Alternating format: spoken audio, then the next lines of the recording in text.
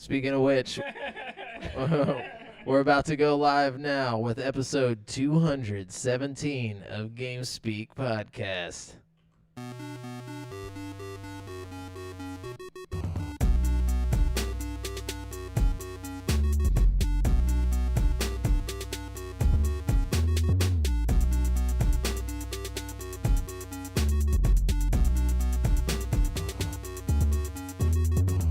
Yo, yo, yo, and hello, and welcome to the 217th episode of GameSpeak Podcast. New episodes go for free feed subscribers every Wednesday in audio format on Apple Podcasts, Stitcher, Google Play, Spotify, and all of your favorite podcast platforms, as well as in video format on YouTube, so you can see us in stunning HD, where we need you to hit subscribe and click that notification bell. We are now streaming live every Monday at 7:50 p.m. CST on twitch.tv/GameSpeakPodcast if you want to catch the show as it happens before anyone else. Also on like youtube.com/CreateForSanity, on Facebook.com/group/GameSpeakPodcast. We're live everywhere right now. This show is two childhood BFFs and a brand new BFF, bringing you all things video games. You can find us online at GameSpeakPodcast.com, where we need you to hit subscribe to our official newsletter so we can make sure you never miss an episode. Also, be sure to join the community in the Facebook group at facebook.com/group/GameSpeakPodcast. Already brought that up, but go there to hang and talk games with other nerds like us. I'm one of your hosts, Jamal Jafra, alongside Brent Bungle Bass. I couldn't think of nothing this time. Yeah, if I have 200 episodes. I was gonna go with You did think of something. It just was weird. No, because I was going for something else, but the word slipped my mind. I was gonna go for bungalow. That's what I was gonna say, but then it just like I halfway got there, and it was just like nah, and I was like what is it? Bungalow? Is that a thing? That's a thing, right? Bungalow. Yeah, it's like a little structure. Yeah. Well, Brent, you're a small structure, okay? Bass. small structure bass. But who are we here with? We're here with We're Devin, the damn thing mayor. Damn, I like that Yeah. one. Yeah. What's up, Drive By Joe? We're already joined by Drive By Joe Hell in yeah. the stream. Guys, if you want to follow us live, be sure to check us out when we do that thing live. Yeah. Thing. He said, you on your T-Pain tonight? Yeah. I am What on if we did my a T-Pain. What if we did a whole episode? In With auto-tune? Auto-tune. Oh, I'm so down, dude. You Wait, started something. You Drive can't By finish Joe. Drive By Joe. Drive By Joe. What does that mean? Is the audio messed up? That's because I was singing at the beginning of the Oh, episode. okay. I was like, oh man, what if we're coming through like, you know what I said? Just like T-Pain. I'm a buy you. We're just like coming through as That would that be kind of song. sweet if we just had like a natural auto-tune, you know? Anyways, so I don't think the listeners would like it very much. Be amusing as hell for us, though. Yeah. oh yeah, what you guys been up to? Well, I've been working a lot, and I started that show you guys told me to watch. I was watching it with Audra, though, I was going to kick it off, right? And He said audio is a little off. Oh, well, sorry, Joe. Sorry, our audio's so off. No, I'm just kidding. Yeah, let me check it out real There's a quick. problem. Yeah, Hold you're on. gonna That check it out. it's kind of happening. What is that? I want to know what that means. Nice. It means we're kind of T-Pain-ish right now. We're kind of channeling the inner T-Pain. Hold on, I'm checking it out. Guys. Yeah. Anyways. Do we sound like T-Pain? Oh, there's an echo. No. Let me see. It is what it is. No, God. I know what it is. I think I do know what it is. Let me. Can you fix the echo? How does it sound now, Oh, Drive By God. Joe? Just happy to be. Great radio. We're here. happy to have you here. Let me tell you. How we sound in Drive By Joe? Do we sound any better? Please give us feedback, Drive By Joe. We're counting on you, buddy. Yeah. Actually, Drive By Joe's the hero of this He show. left. He's gone. For the podcast listeners, I'm sorry. Yeah. Well, I don't want it to be coming through double for them too. What's up? What up, Anthony? Anthony Montez. We're coming through perfect. Anyways, Sweet. let's talk about life. Let's talk about video games. Yeah. Anyways, well, tell us about Invincible. Okay, so I was gonna start the show like on Friday. I was like, my plan was to watch like 2 episodes a night so I could finish the whole season. You know what I mean? Yeah, for sure. But life got in the way, and I got sleepy on some of the nights. But I started it on the first night, and like we were watching it together, me and my girlfriend, and like she's kind of like ragging on it the whole time, like through the beginning part. She's like, this is cheesy. And then we get to the end, and he like starts just slamming everybody's fucking heads on the ground and shit. And she's just like, and I was like, you want to watch another one? She's like, I told you that's how they get you. yeah. So we got into that shit pretty hard. I'm only like halfway through we were watching an episode last night, like episode 4 or something. Okay. And I got like halfway through it, and I look over, and she's like asleep in the chair, and like the evil part of me is like, just finish the episode. And then the other part of me is like, nah, just pause it. We'll watch the other half tonight. So, but I'm really digging it. I like the story a lot. I feel like Amazon Prime's like only good shows involve superheroes. For real, yeah. They got a Boys great is so superhero good. cartoon and a great live action superhero show, and that's like.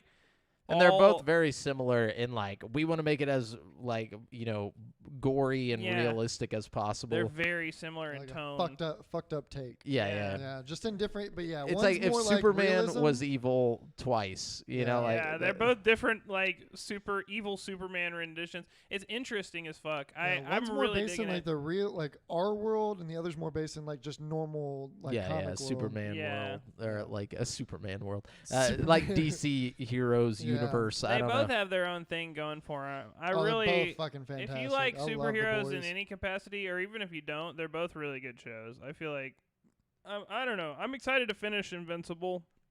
I'm really into it. I like the Allstate guy as the dad.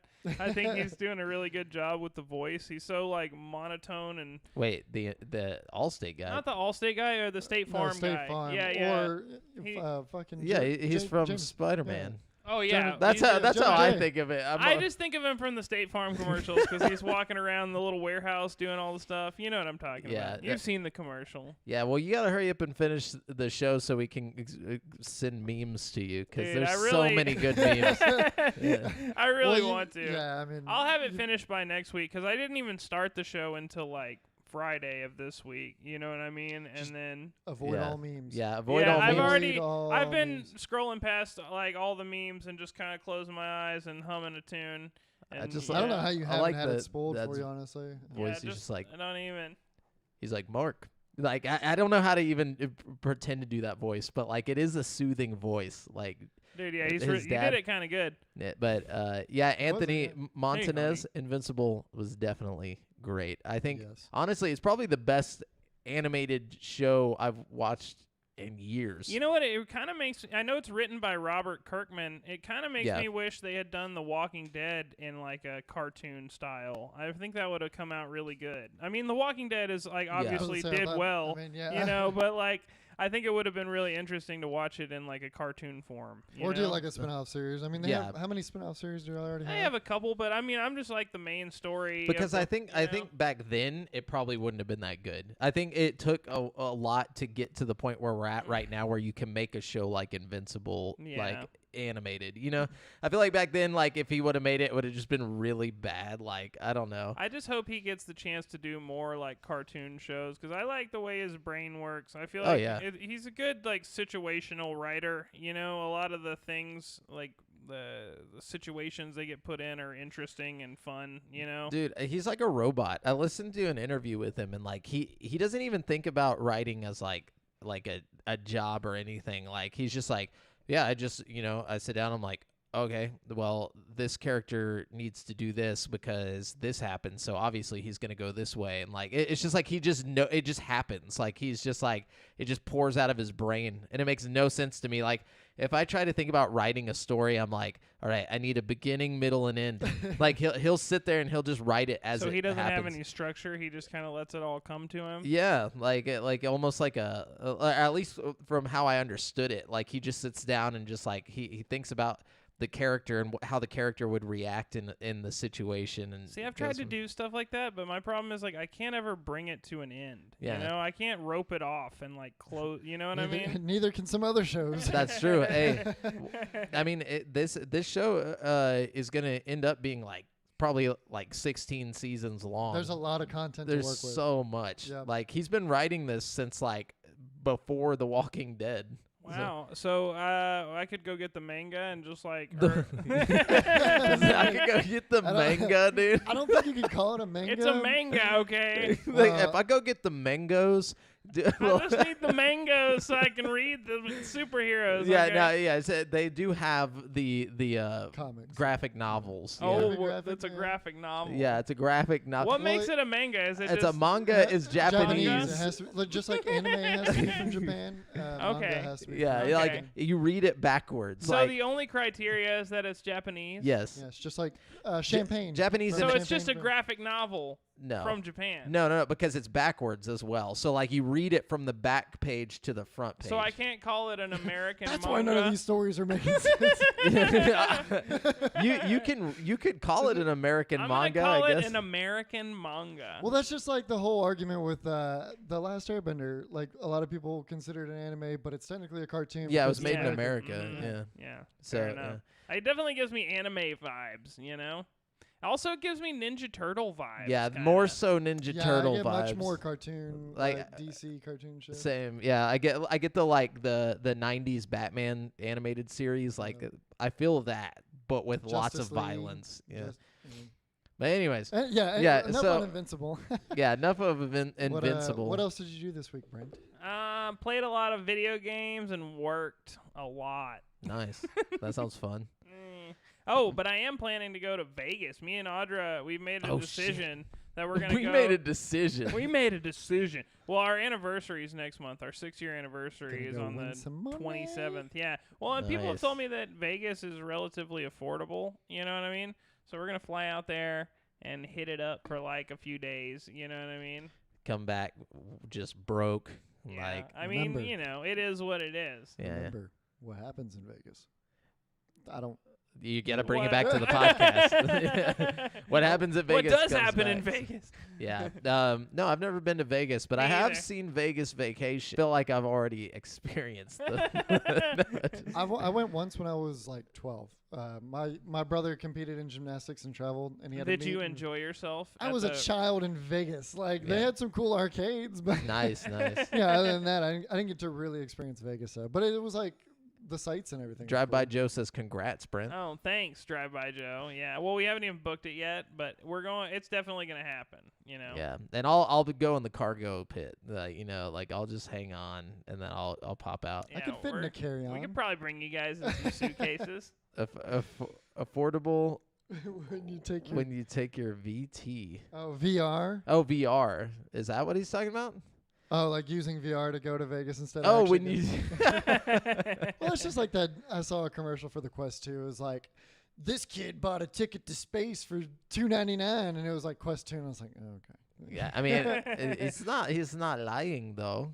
You know, No. I mean, No, to the space station. There's a space Yeah, but I station. can't like yeah. gamble in my Quest. You know? that would be tight if if I you could though. legally gamble, like I'm talking like go into a virtual casino and like win real money, like Well, just dude, Brent it would be be homeless. It would be over. dude. Brent He'd have would so be many homeless. sharks after him coming in, hacking his IP to find his address and shit. like, Dang. Oh man. No, but dude, just wait until we get fucking Ready Player One world, like the whole like connected VR universe.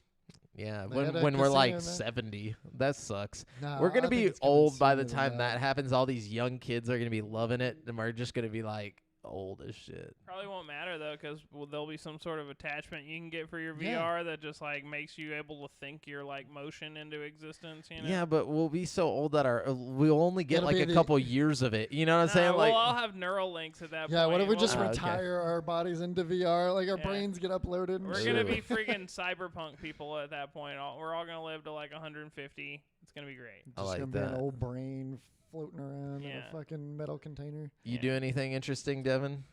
Well, I had to write down. I don't remember in my life. I'm so forget.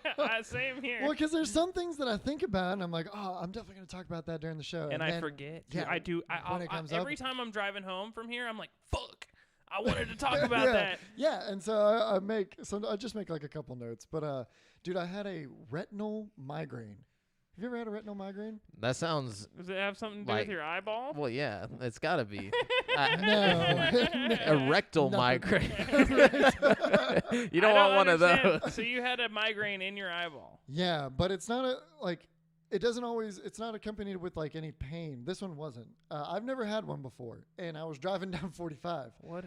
And what what it- it what is, happens? like, the best I can describe it is like there's this line of like fucked up peripheral vision that happens. Oh, and so it, your actual vision was messed up? yes, it freaked me the fuck out. I've never had it happen Yeah, before. And like, That's terrifying. it can be a full circle around your peripheral vision, or in my case, it was just a half circle because it was just my right eye What that was the doing it. fuck? And like, it's like a blurred out line or like a largish spot that, and it like flashes like rainbow color and shit. This happened to me when I was driving on 45. I hadn't That's even like heard the of a worst retinal time for migraine that before shit to that. happen. Yeah. Yes, I almost pulled over because I was like, "What the fuck is going on?" I was like, "Holy shit!" And I was like, I thought I just like I stared thought off I- for too long and like that maybe the road. So what moving. made you what made you come to the conclusion that it was a retinal migraine? So I called my fucking mom because anytime like some weird like Man. well like medical shit like Nah, I a know. lot of her Yeah, traits yeah. got passed down to me. So anytime any weird medical shit, I'm She's like, like, Mom, all right, I got. And sure fucking enough though, I called her and I was like, hey, I got some weird shit going on with my eye. Don't know if I need to pull over or not. She was like, well, what's going on? I was like, I'm seeing some shit in my peripheral. She's like, oh, it's a retinal migraine. I was like, well, thanks that's for interesting. thanks for What, fucking what letting if me she would have know. been like, I always knew this day would come. she's like, You're Devin. glitching out of the matrix. Yeah, she's like, we need to meet tonight. Like your Have mom to choose tells the red you. pill or the blue pill. No, you just had superpowers. They just didn't kick in till you were driving down 45 at Oh, fuck. age. No, if What are you, anything, 45 now? No, I'm just kidding. I have the opposite of superpowers. I got fuck. Yeah. But yeah, it was it scared the shit out of me though until like it kind of like it started as a thin line and then it got bigger. Yeah, and that's when I started to get worried. But then it stopped. So I was like, okay, I'm good to make it home. I was just like, So it went at one point I away was closing eventually? my right eye. Oh, yeah. So- After I like was about to say, you're not still seeing lines, are you? Like, no, You gotta after buy like some of 40 those minutes. gamer glasses, dude. When did this happen? With the blue light. This happened. lenses. Well, yeah, this happened like the week before last. But I meant to talk. It was something that I meant to talk about because it was fucking weird. That is weird. But yeah, I think it was like brought on by stress, probably. Nice. Probably, Yeah. probably good. I feel like most of Good everything chance. is brought on from stress. My death is gonna be brought on by stress. Same, bro. Same. And then, yeah, I what started. I started watching Adventure Time all the way through. I haven't finished the MCU yet because I just don't want to finish it. I have Infinity War, the last two, like Infinity War and whatnot. I have those left. Adventure Time's a show that I've watched from front to back. Like, I always wanted to, but there's not much It's enjoyable. story alignment, at least in No. the first season. there's not through most of it. Like Yeah. there'll be callbacks to some stuff, Yeah. but it's more so just a good show. You Yeah, know? it's a nice little feel good show, and it's fucking. I love how derpy it is at some points and shit. It makes you remember, to just have fun. You know what I'm saying? You know what I'm saying, guys? It's a fun show. You know what I'm saying? Use your imagination. We were just talking about me having a stress-induced eye fuck up. Yeah, like, you definitely I don't. definitely need some Adventure Time in your life. But, Um, that's, I'm gonna say yeah, what Adventure a- Time healed your eye. So Absolutely. that's what I'm going with. Oh, and I went to another baby shower Nice. Sunday. Yeah, all my friends are having kids Man, Cool. or same. getting married, Yeah. Yeah. and I'm I've been just seeing playing, a lot of them playing video babies. games. You know. Hey man, I'm sure a lot of those married with kids people are just playing video games too. They just happen to Yeah. have a kid coming. For Yeah. sure, both of them. Yeah. I've noticed from all my friends that have babies now that video games seems to be one of the only hobbies that they can still enjoy. Oh yeah, So it's like, Because I can't leave the house and do anything. yeah. man. Jamal. I'm trying to think. I guess like Yeah, you should have took notes. just been watching. Eye migraine. I had an eye migraine. No, I'm just kidding. just I steal just his copy thing. y'all's things.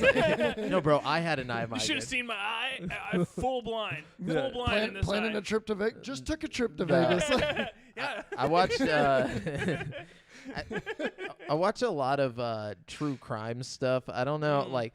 So my YouTube algorithm Investigative on murder my porn? TV, no, not that, not recently, no, but no, like on my TV or my Fire Stick, for some reason my YouTube algorithm got completely fucked up. So I've been trying to fix it because like at night when I lay down, you know, like I like to put on specific things. Like I'll watch this YouTube channel called That Chapter, and it's like this guy, he's like this like British guy. I guess he's British. I don't really know what he is, but he brings you true crime, and it's like top tier quality. Like it's like watching a TV show, and you know, and I love watching his shit. And I had to go and search for it, and I'm trying to get all my algorithm back to the way it was. I hate it when this stuff happens, bro.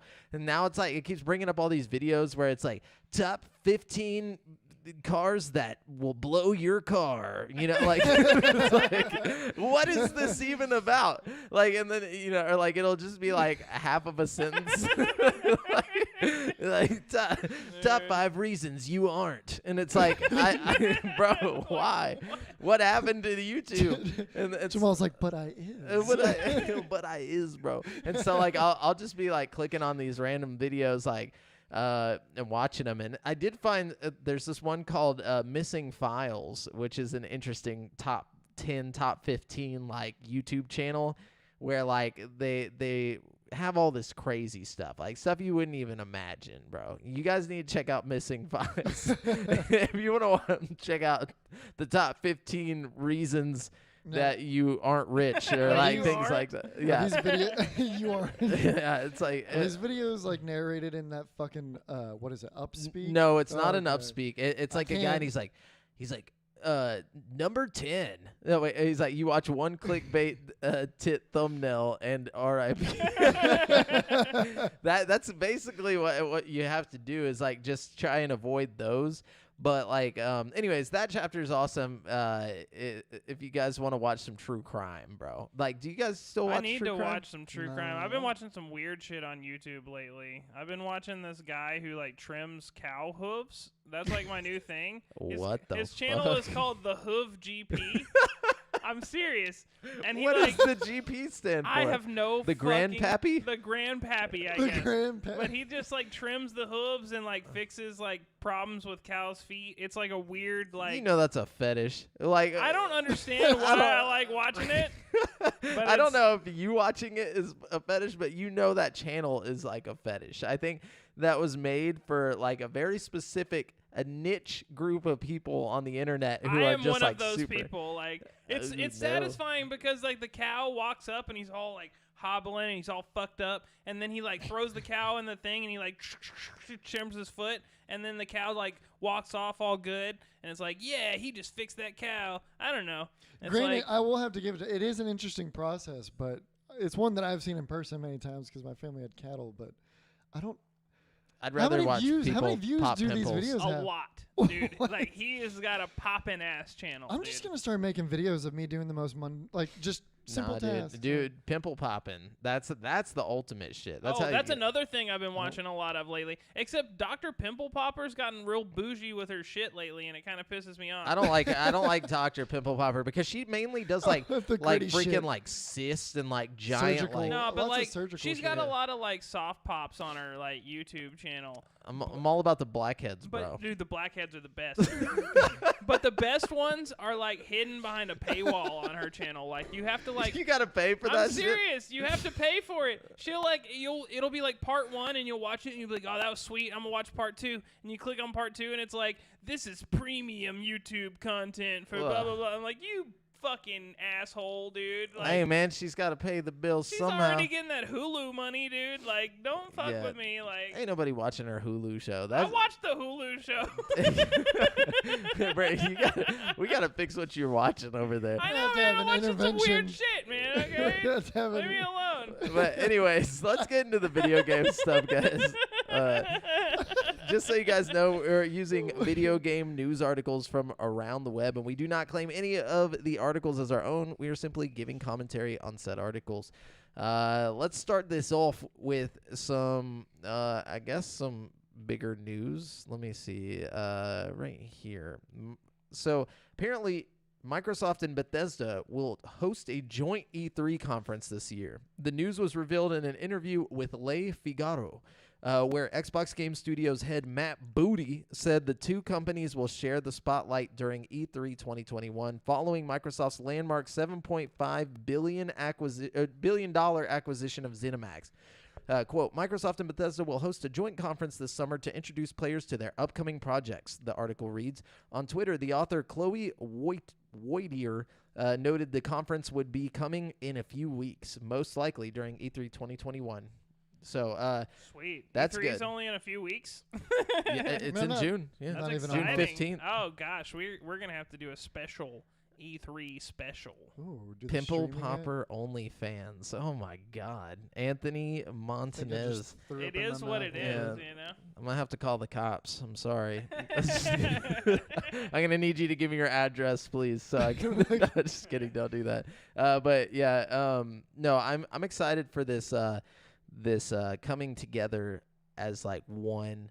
You know, they're gonna be at E3 and they're gonna be like, "Yo, Phil, check this out," and then like you know. Yeah, so, yeah, we get fucking. I'm ready- They Scrolls. just form a Megazord. Like, Dude, that's what I'm fucking- saying. I'm ready for the cringe that is gonna be E3. Oh, E3 cringe God. is my favorite. I can't Oh, wait. it's the best cringe, dude. Yeah. Only People who are not like obviously don't have public speaking skills, getting up there and doing spiels and stuff. the only thing Mhm. that's more cringy is the Game Awards. You know Oh what I'm gosh, saying? that's the worst. But That's I not mean, even fun cringe. That's more just like you feel bad for them. Like I like the E3 cringe because it's not the devs. it's hype. It- Yeah. it's hype, and it's like always like the top people at these companies that are like making millions of dollars. Like, so you don't feel bad for them that they're like at the Game Awards. It's always like the guy who like developers. made the doors in a video game, and he's just like, I'm so thankful for being here.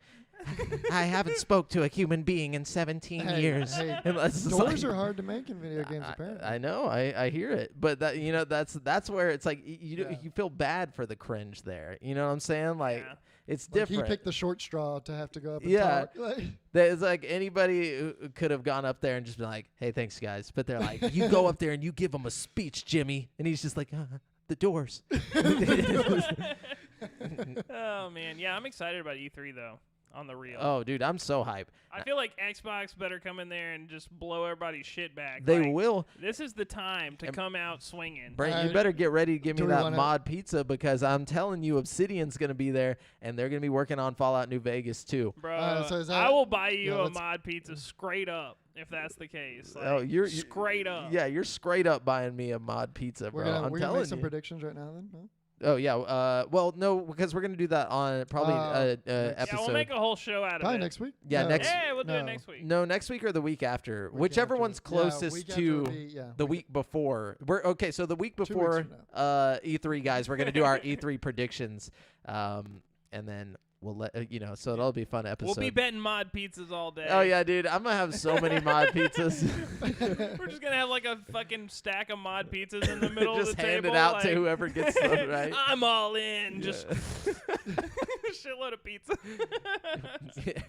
Just go into like life debt because you owe me like 400,000 mod pizzas. Shouldn't have bet all those pizzas, man. All right, Devin, you got yours up. Well, What's so up? have we talked about this before? This is news to me, I think, unless I just forgot. The Portal movie. There's a Portal movie. What? What? Yeah. Okay. So the the article by Tom Jorgensen from IGN, it said Portal movie still alive. I didn't know it was yeah. ever a thing. In development at Warner Brothers, says producer J.J. Abrams. Oh God. Wow, that might Yeah. actually be a good thing. So the cake may be alive, but here's the truth. J.J. Abrams' long-rumored adaptation of Valve's hit game Portal is in active development at Warner Brothers. During a press day for the home release of Super 8 4K Blu-ray, Abrams confirmed that the Portal movie's status to IGN. We actually do have a script that's being written for the Portal movie now at Warner Brothers. We're really excited about the take and the pitch. So it feels like the things are finally on the rails. That's gonna be so bad. Man, I feel like if I you don't- want to make it good, you have to do it like Saw or something almost. You know? I'm serious. It Because I almost mean, has to be a horror movie. But like, the Yeah, I whole- was just about to say they're gonna have to add some like Get Out. it's not gonna like, work. effect, yeah. Listen to me. The whole concept is interactivity. if you can't interact and you're not solving puzzles, you gonna don't. be dumb. Yeah, it's gonna be dumb. You don't want to watch someone Yeah. solve puzzles to get out of a building. Well, you like, do, As a like, movie, like like- you do, because the movie like Cube was dope as fuck. You just have to do it the right way. Yeah, but you know what I mean. Cube Like, didn't have a very specific thing where it was like you use a portal gun and you just have to like watch a person jump through portals and like. well, that's what I'm you saying. know, You're like- gonna have to make it more than just jumping through portals. You know, the What portal gun is just gonna have to exist in the world of Wha- this movie. Yeah, you know about what I to say, mean? Like, yeah. What if somebody steals the portal gun and goes out into the world with it or some shit? But there's. Oh. I thought there was no world. Wait, maybe like 20 minutes into the movie, 30 minutes I into the never movie, played they all those through escape. Portal. Yeah. So like, isn't that the case though? Like, isn't it like post-apocalyptic in Portal? I don't know. Like something like honest you're it's something weird. Like, it's definitely been an apocalypse. I'm pretty sure. So I don't know what the case is. I played But a couple levels of Portal.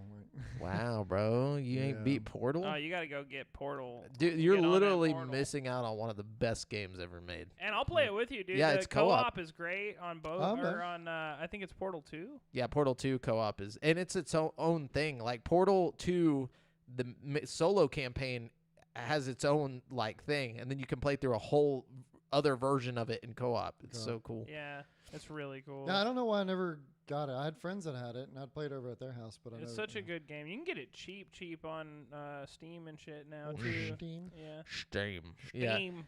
Brent, what you go over that? Let's see. Before I read one, I just want to say if you're fucking like cheap games, you like sales and stuff, go on the Epic Store and fucking they've got an awesome sale going on right now. Everything you buy over $14.99, they give you a $10 coupon for your next purchase. So you can just buy a bunch of like $14.99 games for $5. Like they're marked down already from like $50. Like if you like good sales, go check it out. It's a good. I fucking hate sale. good sales, bro. Nah, I like spending more yeah, money. that's just dumb. I Why would prefer you to spend save more money. Yeah. And that's on top of the good free game they're giving away right now, which is like NBA 2K21 or some shit like that, which is the most recent one. And they have like next week's game is a mystery game too, so you already know it's gonna be something dope. I'm just Yeah. saying you should keep your eye on the Epic Store for a little bit if you're interested in cheap and or free dope games. yeah. But Hell yeah. anyways, let's see. Online auction site eBay will be implementing a ban on adult video games from July 15th as part of a wider initiative by the marketplace to prohibit the sale of manufactured content across as books, anime, comics, magazines, and art that contains sexually oriented materials. Yeah, so it's adult games. Oh, with the like adult AO? Only, yeah, Yeah. AO rating. What's wrong with some AO? Like, I don't understand. They're a fucking resale site. Like what? Yeah, how would they even know what you're selling? Oh, you know, maybe it could. Maybe they're trying to like cut down the possibility of like people trafficking, like selling like child shit. I mean, That's the only I angle. guess, That's the only but- angle I could see at benefiting weird. from that. It's Like, weird because, like, why do you care if eBay's a child-friendly environment? Because kids aren't going on eBay buying shit most of the time, right? Like, no, I don't no. even think people go on eBay anymore. Is that people go on eBay? like when's the know. last time you just hopped up on eBay? I Like just don't trust eBay. It's like when I could go to Amazon and get everything for like a reasonable That's what I'm price saying. and like know it's gonna get to my shit safely, and if it doesn't, then I can like return it and stuff. Like Amazon's just too good. but see, No, these are like sex games. yeah, like- Drive by Joe. So it's adult only rated games. So like AO rating. Yeah, like, So it's got to be like they're very, very rare. You don't Yeah. see AO rated games outside of like porn stuff on Steam. yeah. most of the I've time, never you know what seen I mean? an AO game. Like That's disgusting. I know Conker's Bad Fur Day was almost rated AO. Yeah, And then, several games have been rated AO before, and then like have had small changes to make them like not AO. Like The Yeah. Punisher was originally AO, and Yeah. then like they were like, oh, this is too graphic, so they made all the kill scenes like Black and white, yeah. and they brought it down to an M. It's like just weird shit like that. You though know? I've seen a video of every single kill cut scene in color on YouTube. Very Yeah. interesting.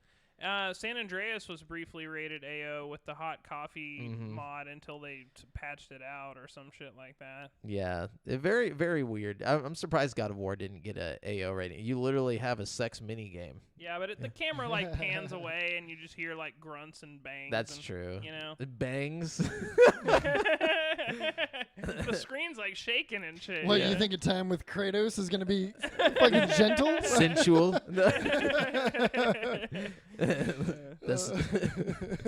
Kratos doesn't make love. Anyways, yeah, that's interesting. The first thing I ever bought on eBay, though. It was an adults only No. game. No, I'm just kidding. I tried to buy Conker's Bad Fur Day on eBay back whenever I was a kid, and the box came with nothing in it.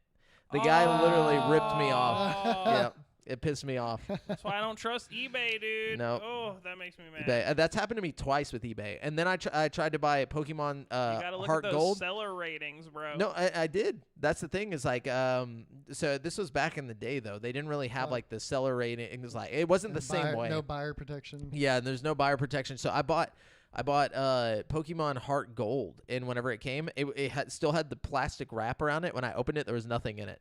Like, Dude, that's some bullshit. twice eBay has scorned me. See, my thing is like, back in the day, I wouldn't buy from you at all on eBay unless you had like several hundred like Reviews. good reviews. Like, and like a lot of times they'd have the little shady glasses on people who had done shady shit. You know what I mean? If you look for the little What? shady glasses, I've never serious. seen I've never that. They'll yeah. put little shit like sunglasses next to the people if they've done some shady shit. It's weird. Like, Yeah. Okay, so this one's interesting. Liam Wiseman at IGN says, it's no secret that Netflix has been dominating the streaming market for a while now, even with strong competition from services like Disney Plus. But a new report suggests that it wants to get into the video game industry too. The Information's report, citing, quote, people familiar with the situation, end quote, reveals that Netflix has been approaching key figures and industry veterans in the gaming industry in order to recruit an executive to oversee an expansion into video games.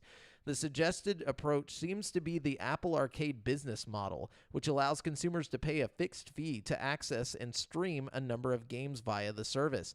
Apparently, it hasn't yet been decided whether Netflix will look to develop games itself or whether external publishers. However, it has reportedly confirmed internally that these games will not include advertising. Netflix has been very public about wanting to bring more Netflix content into the video games market, even hosting a panel about it at E3 2019.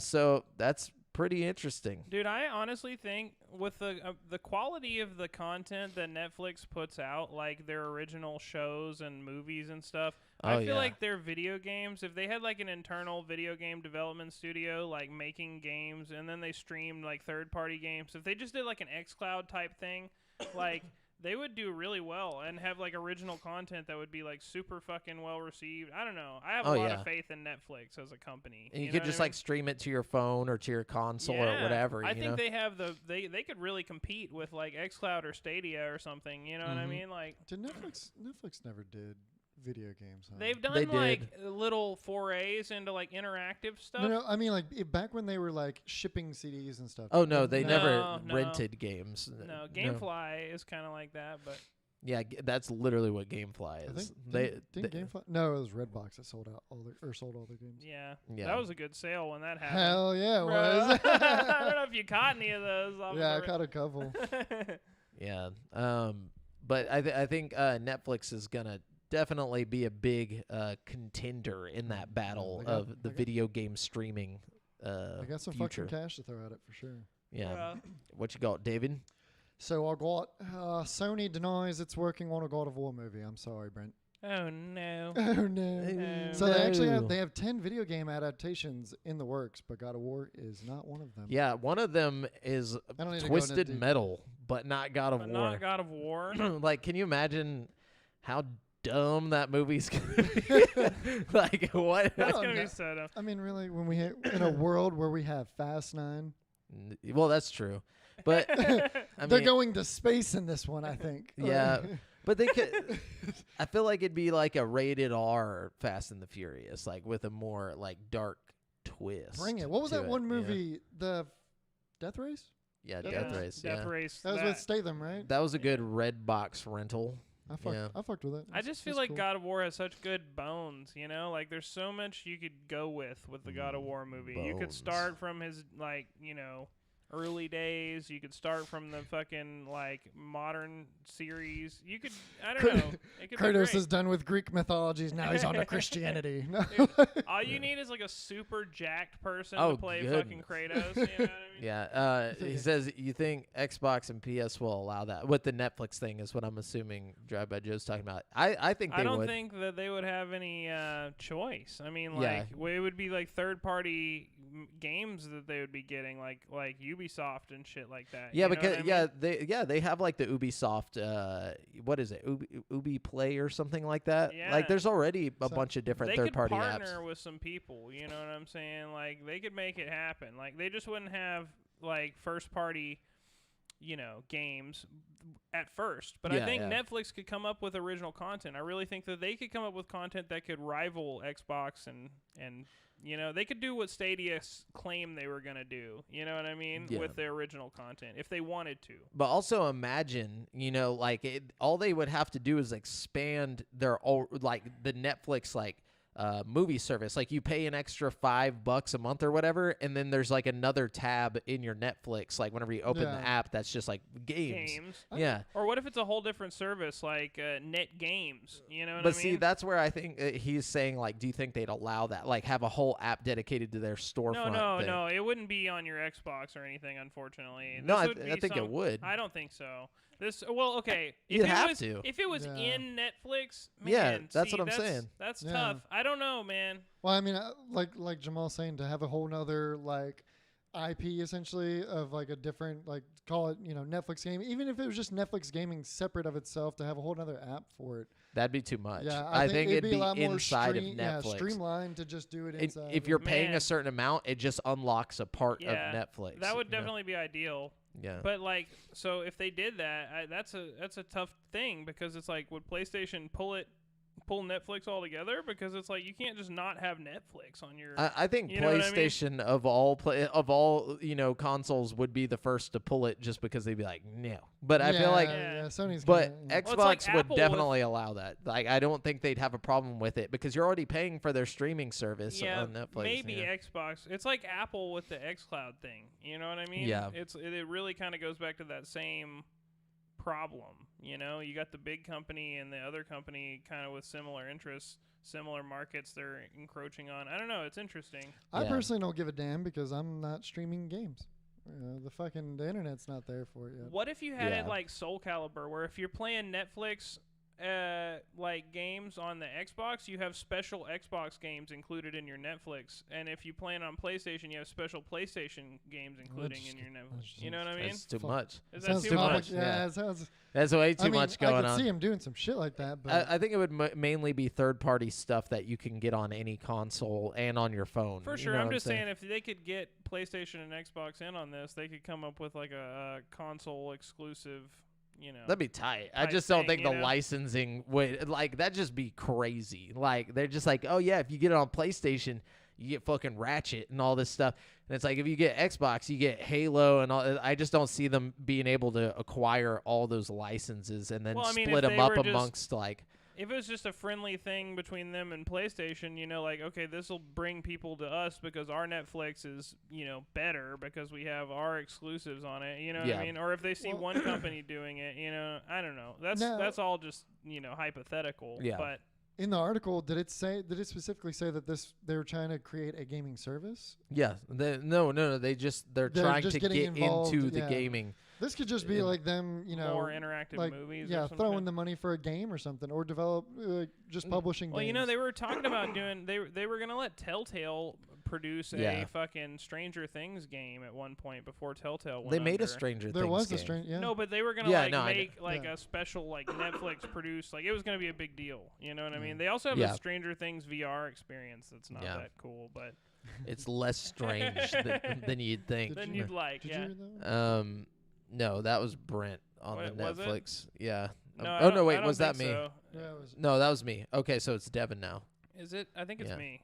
Oh, No, wait, no, but It doesn't matter. We can go whoever. No, because we talked about the God of War, and then he brought up Netflix again. So it's Brent, yes, like because it went Drive by Yeah. Joe, and then we went back to what I was talking about. Okay. Yeah, Anyways, Red Dead Redemption 2 is already an incredibly immersive game, so it's about time a VR mod was released for it. nice. Luke Ross, who previously developed a mixed reality mod for GTA 5 called Real, has made an early access version of his VR conversion for Red Dead Redemption 2 available on his Patreon page. Oh damn. I had this one too. You got it? No, I had this. Oh, this the article. news. I was like, Yeah. bro.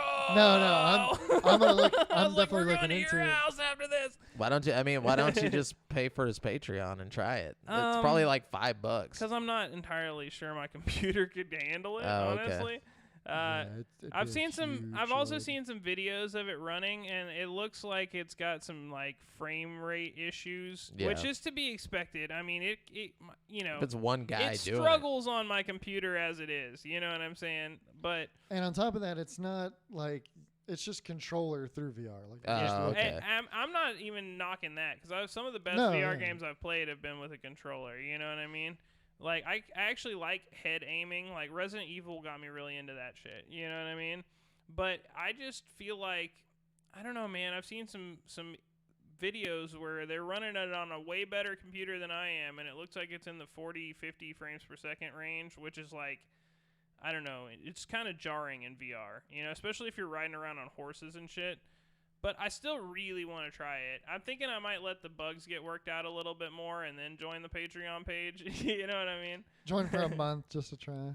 Yeah. Either way, it looks really exciting. I can't wait to give it a try. Also, I tried to do the GTA 5 VR mod that a lot of people seem to install with no problem, and I couldn't figure out how to install it. So I'm afraid I'm going to pay for the Patreon page and not be able to fucking get the mod to run. You know what Yeah. I mean? But a lot of people have claimed that this one is really easy to install and, like, I'm works sure he well. gives you the instructions like right Oh, when you yeah, buy it. Definitely.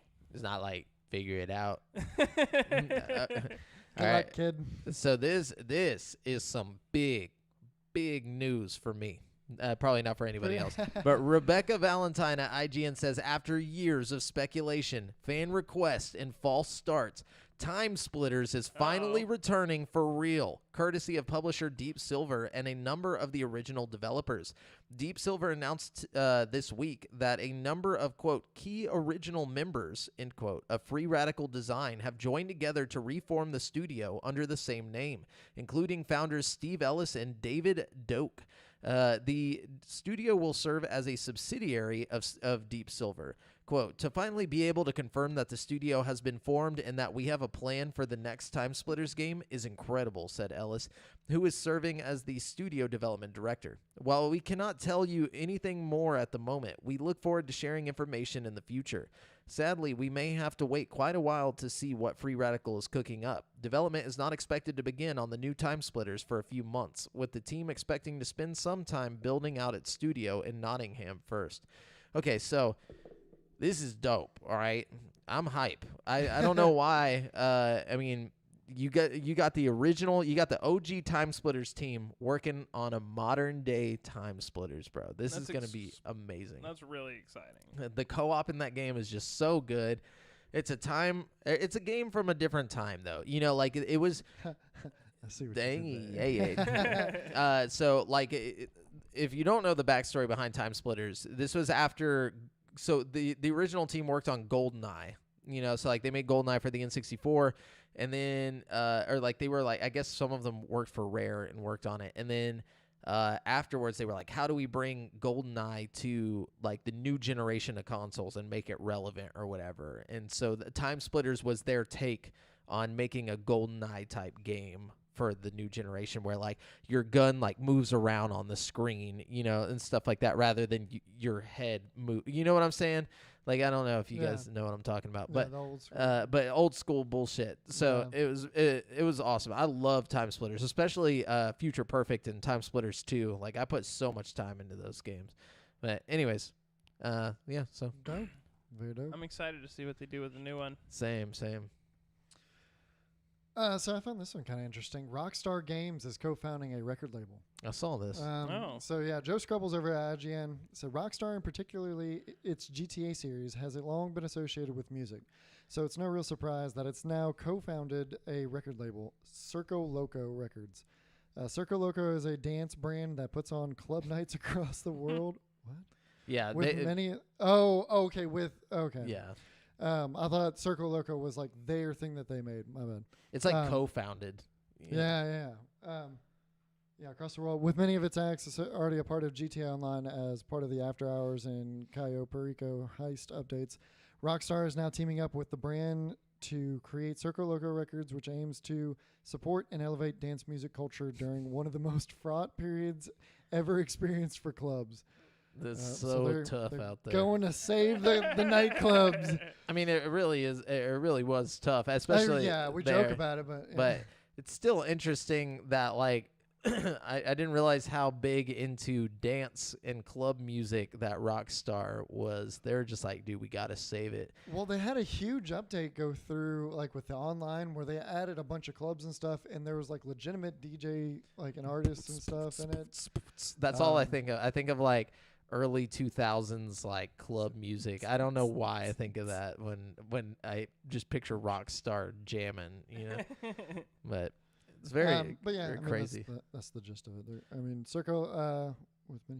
Circo Loco Records' first album release will be Monday Dreamin', a compilation of tracks coming on July 9th from artists that have been associated with Circo Loco since it began in 1999. Sweet, my birthday. And that first album. Y'all know what I want for my birthday. Is that Circo Loco album, bro, from Rockstar. I'm going to be jamming in my house, just dancing. Wait, your birthday's coming up? July 9th, bro. What? Oh, we're going to have to get you Circo Loked out, bro. Oh, bro, yeah, dude. Yeah, that's what I'm talking. Circo Loco, some Four Loco. We just going to be chilling, bro. Some El Pollo No. Loco. El bro. Pollo Loco. Anything Loco is happening that day. And we're getting loco. Yeah, I'm going to be the big 2-9, dude. Almost to the 3-0. Getting old. Right? I can feel it. I'm dying. Dude, yeah, the other day I like stood up and my knees hurt and I was like, fuck. It's happening. it's everything they said it would be. Dude, for real though, like, and the shit happened quick. I hate it because I don't look old though. You know what I'm saying? I feel like our generation, like we're not aging like physically. Like when you look at people from our age, we all look like we're still like 24, 25. Like, I think that's just because we're getting Thanks, older Mom and and like our Dad. perception of like what people that are older than us should look Should like. look is No. changing. So I thought of it from that angle too, because I have a baby face. I'm 28, going to be 29 this year. Nobody ever guesses that. And I thought about that, but then I actually looked at like pictures of people that are older now, like But back in when they their were our age, time, and they looked they fucking look old, older bro. than us. Like, It's because we have it easy. You know what I'm saying? We got it easy. We didn't have to walk 8 miles uphill both ways to school. Walking through the snow. No, not only that. I feel like our generation cared more about like our skin care and like the stuff that we use like when you shower and stuff. Like, like I feel like back in the day, they just had like that old bar soap, you know what I'm saying? And like just shit like that. So their skin was just not healthy, Yeah. like, so by the time they were like 30, they might as well have been like 40, you know what I'm saying? or It's like, we just ate so much fast food and all the preservatives in the fast Are food keeping us is keeping us preserved. Hey, that's what it is, dog. That's We're gonna true, live though. forever. Science. it's all the bitch. sodium. We're going to live forever. We're never gonna decay. Like, That's it, dude. That's the secret It's- to immortality. Yeah, it's Eat called preservatives until you're preserved. it's called being mummified alive. Yes. But- Goals. Hashtag goals.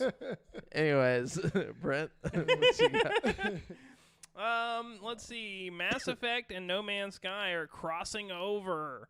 The famous Mass Effect son of a spaceship. bitch, this is another one. I'm sorry. SSV Normandy SR1 has been added into No Man's Sky, but it'll take a little work to unlock it.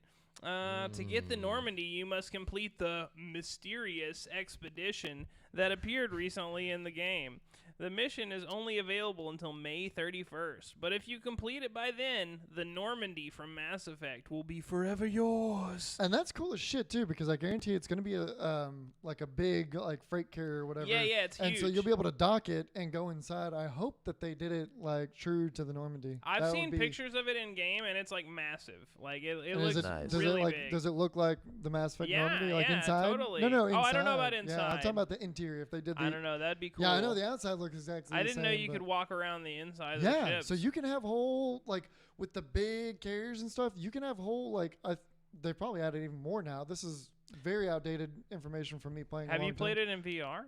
No, not yet. I need to buy it on Steam. I need to too. I played it on PlayStation VR a little bit, but it was so blurry, it was like hard to play. But I think I you looked know, up videos. I was literally about to buy it this weekend. I looked up videos and it got rave reviews. All Yeah. the YouTube videos, they were like, "This is super crisp." Yeah, everybody loves it. Yeah. So dude, I don't.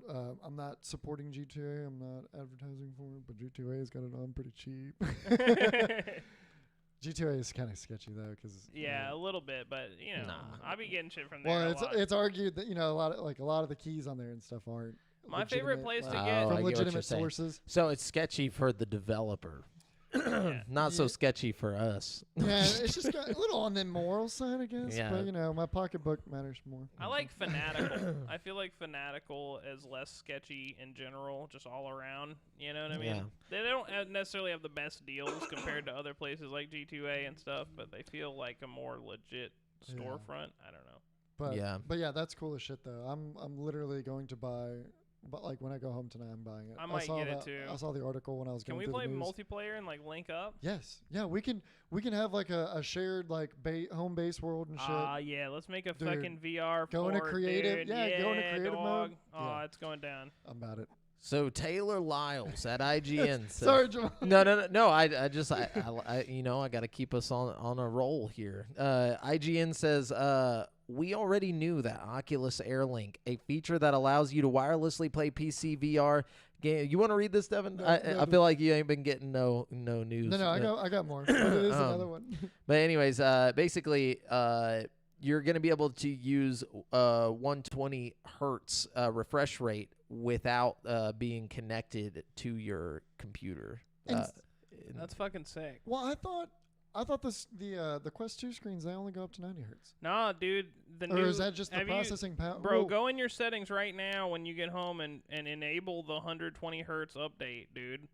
Okay, well, no, but I meant like just like the hardware. thought the hardware yeah, wasn't I thought the capable. hardware was. Nah, man. yeah. Like apparently it was like locked by software. Fucking No yeah. shit. So like, dude, there's a couple of like, okay, so Super Hot. I'm just gonna go ahead and spoil it because I have a long list of games that I've played this week. One of the games I played this week is Super Hot, and I only got it because it was like they 120 recently, hertz, it's a update. native update for the thing. So like, it's super smooth, dude.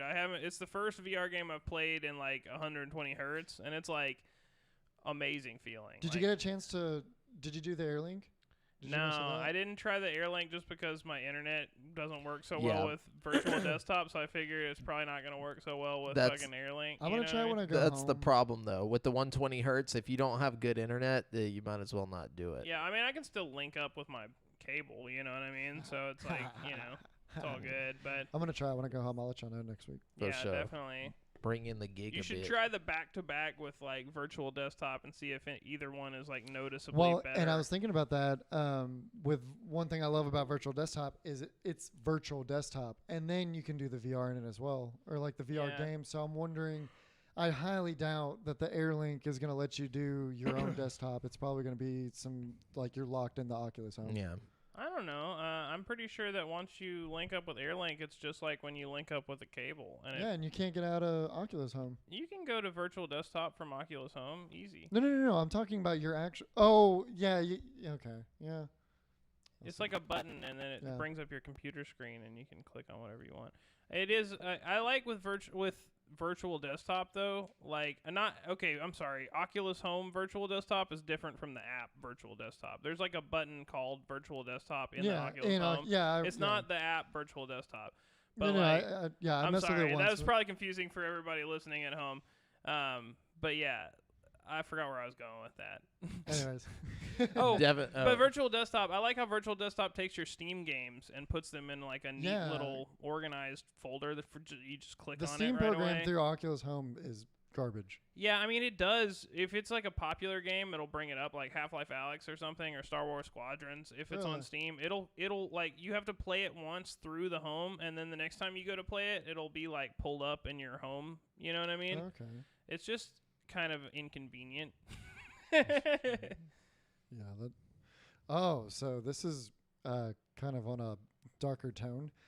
So almost a year after toxic workplace allegations, Ubisoft employees reportedly say nothing has changed. Uh-oh. Yeah. Still this toxic? Is by There's Rebecca, lots of toxicity. in Rebecca there. Valentine at IGN. So yeah, it's just an update. Ubisoft CEO, Yves Guillemot. Guillemot. Yeah, Yves Guillemot has penned a blog post detailing steps the company has pursued to repair its workplace culture following reports last week to the contrary. In the blog, Guillemot says that over 14,000 employees have participated in a range of group-wide assessments, including an anonymous questionnaire, and 2,000 employees took part in focus groups and listening sessions. Guillemot also says Ubisoft strengthened its anti-harassment and non-discrimination policies and created new HR processes. Compensation now has new performance criteria. And there has been a range of new hires such as Anika Grant and Chief People Officer, and Rashi Sika as the VP of Global Diversity and Inclusion. I mean, it sounds like some stuff has changed. Yeah, sounds pretty toxic, bro. I'm not going to speak on it because, I mean... I'm so sick of this. Yeah. You know, like, my thing is like, didn't they fire like 4 people immediately, like right after all that stuff came I'm out? pretty sure. Like- there was I think the original story or part of it. Or like some people resigned if it wasn't them, it was a very similar situation at with a different studio big or something. studio, yeah. Because I remember we talked about this like a year ago. Yeah. Yeah. Like, but I don't know. I mean, like, I just don't know. You know, I feel like every workplace is toxic as fuck. Like, I feel like when you have that many employees, it's like it doesn't really matter how many like get-togethers and sit-downs. yeah, and, someone's gonna be toxic. yeah. You know, it's like- hard to manage that many people's like, emotions and shit. You know what I mean? And it sucks because it's like it definitely shouldn't be that way. Yeah, you got know? 1,400 employees in one building, you know, like working on video games. You know what I'm saying? One of those nerds isn't gonna, know how to communicate. You know, what I'm saying? Jamal would not have made the cut. Nah. I'd be like, "What's up, nerds?" You know, Walk by a cubicle and just throw a figurine I'm the down. creative officer here. Let me take a look at that. Not creative enough. It's like, Nerd. No. Jimmy, you little bitch, what are you doing? It's like, I'm just eating lunch. Okay. You know, like, it's like it's just super toxic. No, You do that awfully well, Jamal. yeah, I'm not toxic. Got a lot of practice. Hey, being yeah, toxic. just being a the toxic workplace. person. Luckily, I work with myself, and that's it. I work by You just myself. walk around being toxic to yourself. I look in the mirror. I'm like, bitch. It's like, Look at this fucking idiot. give myself a wedgie. Do you even lift, bro? No, but like I mean, if people are being like harassed and stuff, that's fucked up. But if people are just like complaining about like annoying bosses and stuff, it's like, bro, get real. That's just how life Surely works. somebody's getting harassed if there's I- enough complaints to make an article about it. You know what I mean? Nah, bro. Like I feel like you the need harassment- half of one person being like, he was kind of mean to me, and they're like, oh really? And Look, then like. maybe if Kotaku's writing the article. Yeah, but I think that's if what fucking- originally broke it was Kotaku. Oh, of course. Like, Alright. of Well, course it never was. mind It was then. probably Jason Schreier. I Like, was if about I to say- remember, If it's GameSpot, like, okay, I'll give him the, give him the benefit I'll of give the him the doubt. benefit of the doubt. Yeah, but once Kotaku's up in there, bro, dude, they come with a vendetta against like. They're just trying to burn down everything in the game industry, dude. Some people just want to watch the world burn. And that's Kotaku for sure. Like they're just like, excuse me, I have a question. What do you think about this game? It's like, oh well, it was okay. man hates game. This is goodness. But anyways, Kat Bailey at IGN. Oh wait, Brent. Yeah, it's Brent. Sorry. Oh, is it me? It's Brent. All right. Brenticus Let's see. Bassicus. Last year's Tony Hawk Pro Skater 1 and 2 proved that there was still a passionate fan base hungry. Pandemic. Passionate pandemic. Passionate fan base hungry for more skateboarding action. And thanks to drummer Jess Margira from rock band CKY, Oh yeah. it sounds like a new entry in the series is on the horizon. As spotted by VGC, Margira was a guest on the Behind Closed Doors podcast last month and spoke out about how bands could earn cash beyond the usual rigorous touring schedule. Blah, blah, blah, blah, blah. He goes on to say that he like kind of lets it out. He's like, yeah, I think we got a new song coming out in the new one too, blah, blah, blah. So Yeah, which he's not mistaking 1 and 2 no, for because it. he specifically references 1 and 2 later in the... Yeah, he's talking about his son playing the Tony Hawk Pro Skater 1 and 2, but then he says like, yeah, he's like, we got new music coming out. Actually, one of our new songs is going to be in the new game that they're working on. And like basically just kind of lets it out because he's not in the industry, so he probably doesn't even think about it. Yeah. But that's super exciting to hear. It And makes that's me, how we found out about the remake of Tony Hawk 1 and 2 is a band leaked it yeah. like a while back. So Which I'm pretty sure this is just going to be Tony Hawk Pro Skater 3 remake, probably 3 and 4 because That would be it's dope, CKY. dude. and he didn't say new music. He said one of our songs. So that was my bad. But because he said one of our songs, I'm automatically thinking Tony Hawk Pro Skater 3 'cause because they had it a had song in yeah, so yeah, definitely. I'm pretty sure that's what's happening. But anyways. But yeah, so Kat Bailey at IGN says Starfield will not be coming to PS5. GamesBeat is reporting. No, I'm just kidding. Woo! What you gonna do now? What you gonna do now? No, I'm just kidding. But anyways, GamesBeat is reporting. Instead, Bethesda's first-person science fiction role-playing adventure appears set to be a major console exclusive for Xbox Series X and S. GamesBeat cites sources familiar with the decision in its report. Reporter Jeff Grubb earlier tweeted that Starfield is exclusive to Xbox and PC, period. End quote.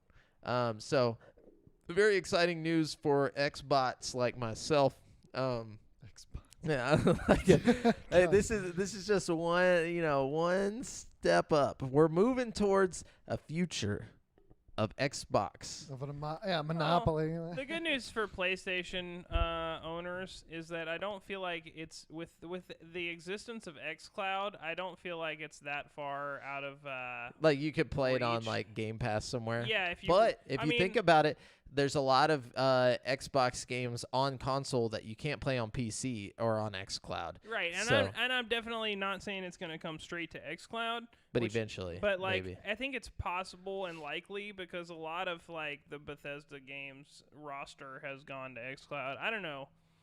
I'm not saying it's gonna happen, but it's Yeah. very possible. You Yeah. know, and if that's the case, then there's a cheapish way to play it without buying a whole nother console. You know what I Or mean? just get a PC. Or you know? just get a PC. You know, a lot of the PlayStation exclusive stuff has been coming to PC Mhm. lately. We got Well, the Days- ones that don't do too hot, like or are older. I'm you know? really hoping Ghost of Tsushima comes around at some point on PC because That'd that's be one tight. I really wanted to play. But it's Yeah. like I can't go back to PS4. It's just, Yeah. I'm too far past that at this point. You know what I mean? I can't evolved. chop my frames in half. Dude, like- yeah, it's hard. It really is. Like I went back and played The Last of Us 2 and Final Fantasy, and like both of those were just almost like it was like the whole time I was playing it, I was like, man, this would be so much better on the next gen shit. You know what I mean? Like, Yeah, my favorite thing about like hearing this or like just seeing the news about this being an exclusive is one, it gets me hyped for the exclusive future of Xbox. Like I want to see what games that they're actually going to have this generation, but also just reading comments where all the like Sony people are just like, Xbox is just taking stuff from the gamers, and I'm like, wait, like Sony has their own exclusive shit. And they're like, yeah, but that doesn't count. It's like only Xbox is stealing stuff, and it's like, no, they're just doing their thing, bro. I think Sony's gonna have plenty of great shit coming out too. I think no matter which side of the fence you're on, you're gonna have great shit. I just don't understand why when Xbox gets one win, everyone's just like, dude, so mad. they're stealing, bro. Sony would never do this, and it's like, how are they stealing? They paid $7.5 billion for it. They got to do something to get some fucking dope exclusives. Like That's what they I'm just have saying. to. I don't know, guys. It really feels like it's kind of a pay-to-win scenario here. That's what I'm saying. But like, it's so funny. Just like the top comments on like articles about this or like on YouTube videos about it and stuff. It's just people so salty, bro. I'm excited to just see what Starfield looks like. I know they mentioned that Jason Schreier posted this thing talking about how the game won't be released until late 2022 and that they're going to show it off at E3 this year, but they're going to tease a late 2022 release after the E3 teaser this year. I'm so excited just to see the teaser. Me too, dude. I hope it's like actual in-game. I was about to say stuff. I want some kind of in-game footage, like dude. I just want to see like what we're working with so I can get hyped about it. Cause like, man, dude, just the idea of like a new like world, Elder Scrolls type world, Fallout type world, but in space. Like space. Yeah, dude. I can't even imagine what Bethesda can do with space, dude.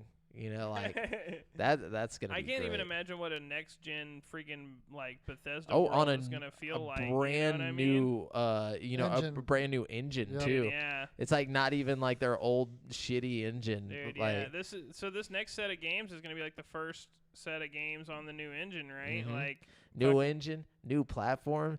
Knew them, dude. I'm telling you, they're just brand new people over there. Watch it just suck ass.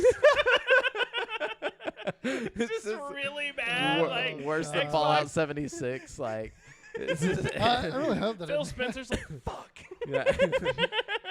Like Bill Gates like walks in and shoots him with a silenced pistol. Like they're like, Phil Spencer died of a heart attack yesterday. This is like all because they lost $7.5 billion like on Bethesda. Dude, I'm excited. It's gonna be great. Wait, who read that? That was me. So whoever y'all finish out the news here. It's is me. We haven't talked about that one. I might not have another one. Oh, dude. Okay, this one was pretty cool. It's Joseph Noop over at IGN. A GTA 5 player beats the game without taking any damage. Oh yeah, speedrunner. I've seen that. Yeah, so a GTA 5 speedrunner has become the first person to complete the game without taking a single point of damage. How do they know that? How do Completing- they know he was the He's first probably person streaming ever? it. Like it was probably the first person recorded. What if there was some dude in his house that's just like God at Grand Theft He Auto? didn't record it. You could get out of a fucking car and then just like your guy would just be like, and like fall over I'm and take a just point saying, of damage. Like there has to have been somebody in the like No, 7 years of this game, I'm sure. 8 years of this game's I don't existence. know, man. Every article just That says is first so person ever, lucky. Yeah, but what I mean, like, Maybe it should be like first person ever recorded. yeah, journalism these days. You know what I'm saying? Well, and so let me read a little bit more. Completed the game without taking a single point of damage. Completing the game in just 9 hours. Wow, I don't know how long the game is normally. Like, pretty long. I mean, yeah. but also there's a lot of things like whenever it comes to like the speed running community and stuff. Like, it's not even like they're not real. They're not real They're people. not real. Like, It's if a you computer. see some It's of an the AI stuff, playing it. dude, it's insane. Like like if you watch like the Super Mario 64 shit, like on speedrunning and stuff, like these guys literally are robots. Like there's no way, like they don't mess up at all. It's just because they record that one perfect run. You missed the like 100,000 other runs they did before that. That like. Oh you no, know I'm what I sure mean? they practice up to that So, point, but I'm it's- just saying, like they get to a point to where they can just do this shit like on a dime. Dude, like, Matt's 20-minute run was ranked like 17 or 18 in the world or some shit at one point, Oh, and shit. fucking like he was really good at that shit, dude. He had it down to an art, and we would like plot new routes together to like cut little seconds off of our time and shit. It was crazy, like. that's insane. So supposedly, the guy unnamed D says it took him 48 attempts to actually achieve it using a mod known as One Hit Knockout. which sets the character's health super low, so that if Okay, so- anything touched him, like even Wow. 1 point of damage, So he didn't he'd have die. any kind of like no way to cheat or anything. Like he Yeah. would have just got killed. Ooh. See, and that like okay, the fact that it took him 48 times, I So- would have like, dude, he As if- And it was a attempted a 9-hour 9-hour thing. thing 48 times. As What a if that boss, weren't dude. hard enough, the speedrunning rules also forbid unnamed D from using any armor to protect themselves, and the mod disables Trevor's invincibility ability. Invincibility. Oh yeah, when you like ab- click the ability. sticks. Yeah, that's Yeah. some Yeah. bullshit. I would just be Um, playing as Franklin the whole time, trying to go slow mo. That's fucking ridiculous. Or no, I don't- fucking, it's not Franklin. It's Michael that can go slow mo whenever you're on foot. I think Franklin goes slow mo in the car. driving. Yeah. He has the driving ability. Yeah, Do that you have all that just sounds annoying. Like can you imagine just trying to do that? Like, Bro, I would get pissed off after the first time. yeah, And I'd just be quit and be yeah, like, bro, never I'm gonna go mind." play Warzone. I call bullshit on the 48 attempts. That's ridiculous. yeah, Bro. for sure. There got to be more than that. But do you have anything Ugh. else? Let's see. I have one more thing. Last of Us 2 got an upgrade. Version 1.08 on the PS5 will let you go to 60 frames per second mode. Are you kidding me, bro? 60 frames, bro? Dude, that's Hey, that's it's a lot huge, when you've been working with yeah. 30 for a long time. I'm serious. Like, it makes a big difference. And honestly, and they said on the article that this is the first of many upgrades they plan to bring to PS5. So Did you know that Mario Kart 64 was 10 frames per second? Really? Yes. I Like don't even know what I would have guessed. most games on the N64 were like 10 frames per second. I had no idea. Can you imagine? Like Well, yeah. I mean, like I can't even remember what that looks like. Like I feel like if we went back to it Bad. now, like it'd just be like unwatchable. You know what I'm saying? Like just 10 frames. You'd be literally moving in slow-mo. But anyways, was that it? that's Oh, it. I got more if you need Oh, no, more. I got one more. So Overwatch 2 shrinks PvP teams to 5 players instead of 6. Oh, I saw that. Yeah, Yeah. so the new Overwatch is basically getting rid of a specific like Class. Yeah, like a class. support or something. so I don't like, play Overwatch, so but I knew people would care about this because there's a lot of serious Overwatch players out there. well there's a bunch of professional like Overwatch players that are worried about Overwatch 2 coming out because they're going to Who's lose. catching the cut? Yeah, who's getting cut from the team? You know what I'm saying? Because there's like pro teams, and they're like, bro, Yeah. so I'm just not going to be able to be here anymore. You know, thanks for the smiley face, Alana. Oh, well, hello. But yeah, so like, it's just weird, like, to think about like this game that has like a huge, like, you know, pro following and league stuff around like that, it. like a league around it, and they're just like, you know what, fuck it, we're just getting rid of this one. We're gonna change a like, major aspect of the Yeah. fucking game. bro. I I Damn, feel- yeah, I didn't think of it in that sense. That yeah, That's a like these lot. guys is living, you know, like some of these guys literally that's how they make their money, and like, you know, like, and they're just like, all right, peace out. Like that'd be like if Oh, football was no. like, we're gonna cut down how many players are on each team next year. No more wide receivers Yeah, at no. all. It's just not happening anymore. Yeah. think of all the poor Chinese gaming camps like. The those kids- Chinese No, they game. have Is that a literal. thing? No, they have like kids. They put them in teams and like they stay. You at game? games. Dude, I'm serious. Look it game up. Look now. up the e-gaming in like other countries and stuff. Yeah, They- no, I know it's a big deal, that's but horrible. this is like I don't think he means like. That sounds camps, a lot like, worse than I'm imagining it. Yeah, probably. it's definitely not as bad like in the gaming camps. Like the gaming camps are Oh, like, not like a concentration game. yeah. They're just like gassing them if it's- they well, lose. I They Like, don't just know, have all man. the all the Uyghurs like working on like becoming pro Overwatch players. Like oh it's god. not something to joke about. Jamel, stop. But you know, but yeah, no. Anyways, what you got? What you got? Brett? Okay. This one is good because you're planning on getting No Man's Sky when we get off, so you'll like this. NVIDIA is adding DLSS support to a number of new games, including, for the first time ever, some virtual reality titles. Whoa. DLSS, or Deep Learning Super Sampling, is an NVIDIA-exclusive process that uses a neural network to upscale images in-game. The result from this extremely complex bit of tech is a noticeable boost to frame rate when playing games at higher resolution, such as 4K. Let's go 120. Essentially, DLSS is why gaming at 60 frames per second or over at 4K on PC is possible. That's not that true.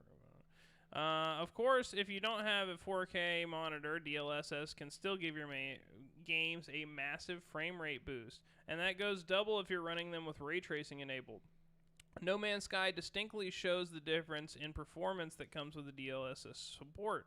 A video released on Hello Games founder Sean Murray's Twitter account today showed the game running in action with DLSS turned on. Oh my god, it's like a tongue twister every time I have to say that. Running at 4K at high settings, the game receives a massive boost in performance with DLSS on, running at nearly twice the frame rate at some points. It's also important to note that an NVIDIA RTX 2060 Super is used in this demonstration, a last-gen graphics card that is easily outperformed by most members of NVIDIA's 30 series GPU lineup. Here are the other titles that have received DLSS support this month. Medieval, Aaron's Adventure, Everspace 2, Metro Exodus PC Enhanced Edition, Redout Space Assault, Scavengers, Wrench, and Into the Radius. So all those bangers. Yeah, dude. I don't know any of those except Metro. Yeah, I was just about to say Metro's the only one. I've heard the Enhanced Edition of Metro is pretty sweet also. But I'm excited to try DLSS in VR. yeah. Because I really think that's one of those technologies that can make a huge difference in VR specifically. You know, because like, you know, normal gaming, it's like, okay, I get a couple extra frames. But it's like with VR, it's like you need that consistent frame rate. It's like a big deal, you know? And I think... 'cause when it drops, it's noticeable. Yeah. I don't know. I think Get it could fucking disoriented really and make a big shit. difference. Yeah. Nice. Anyways, dope. Hell yeah. let's see. Yeah, I'm definitely, as soon as I get home, I'm gonna buy a legitimate key. Word. Yeah. And that's all I got. All right, that's it for this week's gaming news. Now we're going to jump on over to this week's releases, where I'm going to let you know which brand new games you can get in the next 7 days. There's a lot, but I'm just going to try and run through this quickly. Yeah, lay them on me. Okay, so first we got Shin Megami Tensei, Tensei, right? Shin Yeah, Megami Tensei. Tensei 3 Nocturne HD Remaster coming to Switch, PS4, PC on May 25th for $49.99. Yeah, that one's a big deal. A lot of people are real hyped about that. I don't know. It's the game series that Persona is based on, and like I don't know. I know a lot of people are freaking out about this. Well, 17 years following its original release, the apocalyptic legend returns in Shin Megami Tensei 3 Nocturne HD Remaster, a full high-definition remake of the RPG classic. And then we have Very Very Valet coming to Switch on May 25th for $24.99. In Very Very Valet, 1 to 4 players control an elite team of puppet valets working together to overcome any and all valet-related challenges. And then we have Capcom Arcade Stadium coming to PS4, Xbox One, and PC on May 25th for $39.99. Quarter up for a collection of your favorite Capcom arcade games in your own home with Capcom Arcade Stadium, an arcade gaming app that presents classic original arcade games packed with new game features. And then we got Saints Row the Third Remastered coming to Xbox Series S and X and PS5. Well, for the new gen. Basically, it's the same game. It's coming May 25th for $40, but it's got the next gen update. And then we got Biomutant coming to PS4, Xbox One, and PC on May 25th for $59.99. This one's supposed to be a big deal too, right? No, it's been getting really bad reviews. Yeah, But it took It was forever. hyped up like it was supposed to be a big deal. Yeah, it took like years and years and years to develop, right? But then, like Yeah. the team like came out on Twitter and was like, "Just know, you guys, that like we're not a AAA team." They're like, "There's 20 of us. Like there's just 20 of us working on this game, and like everybody was like giving us this like AAA review type situation where they're like, well, this should have happened and this should have happened." He's like, we're a small indie team. Like everybody's treating us like Those shit. poor fuckers. Yeah, like, but anyway, so Biomutant is an open-world post-apocalyptic kung fu fable RPG with a unique martial arts-styled combat system allowing you to mix melee shooting and mutant ability action. And then we have It is pretty looking. it though. does look pretty. Yeah, it looks cool. Then we got Erica coming to PC on May 25th. Couldn't find a price, but Erica allows you to immerse yourself in live-action video and make tactile choices through physical touch, offering a seamlessly flowing experience. And then we have Maneater coming to Switch on May 25th for $39.99. This is the game where you play as a bull shark and do whatever. Eat stuff. Yeah, you eat stuff. Be good on Switch. And then we got Maid of Skur coming to PS5, Xbox Series S and X, May 28th. Made for of $24.99. Yeah. Inspired by macabre Welsh folklore, Made of Skirt is a first-person survival horror game set in a remote hotel. Brave the nightmares of the quiet men. That sounds scary. Yeah. Who goes? Just walking through a hall and it's all creaky and you see skirt. Yeah, you just keep hearing the skirt. Like you're like trying to fall asleep. You're like in that like little space between sleep and awake, and You see a quiet man looking in your doorway and he like Quiet. it's like Quiet. yeah. Every time they say it, they just like shoot off of the screen. Anyways, All right, boys. I know what game we're making. Aluna Sentinel of the Shards. Aluna Sentinel of the Shards is coming to Switch and PC on May 26 for $19.99. In the story-driven action RPG Aluna Sentinel of the Shards, our heroine Aluna sets out to defend a mystical shard with the power of Earth within it. And then we have Kaza Voices of the Dusk coming to PC on May 26. Couldn't find a price, but Kaza Voices of the Dusk is a free-to-play multiplayer collectible card game in which players assume the role of powerful leaders struggling to make their factions' ideals prevail in a vast and exotic fantasy world. Then we have Mech Warrior 5 Mercenaries coming to Xbox One and Xbox Series S and X on May 27th for $49.99. Mech Warrior 5 Mercenaries will feature intense PvE mech combat and an immersive career-based mercenary campaign driven by player choice. Then we have Horse Club Adventures coming to Switch and PS4 and PC on May 27th for $39.99. The wonderful characters from Slice's... How do you say this person's name? Slikes Horse Club come to life. from Slifer the Sky Dragon. Visit the famous lakeside riding stable and experience thrilling vacations full of adventure together with Hannah, Sarah, Lisa, Sophia, and their horses. Then we have Weaving Tides coming to Switch and PC on May 27th for $24.99. Weaving Tides is a cozy adventure game. Ride carpet dragons and patch up a world made of magic and textile.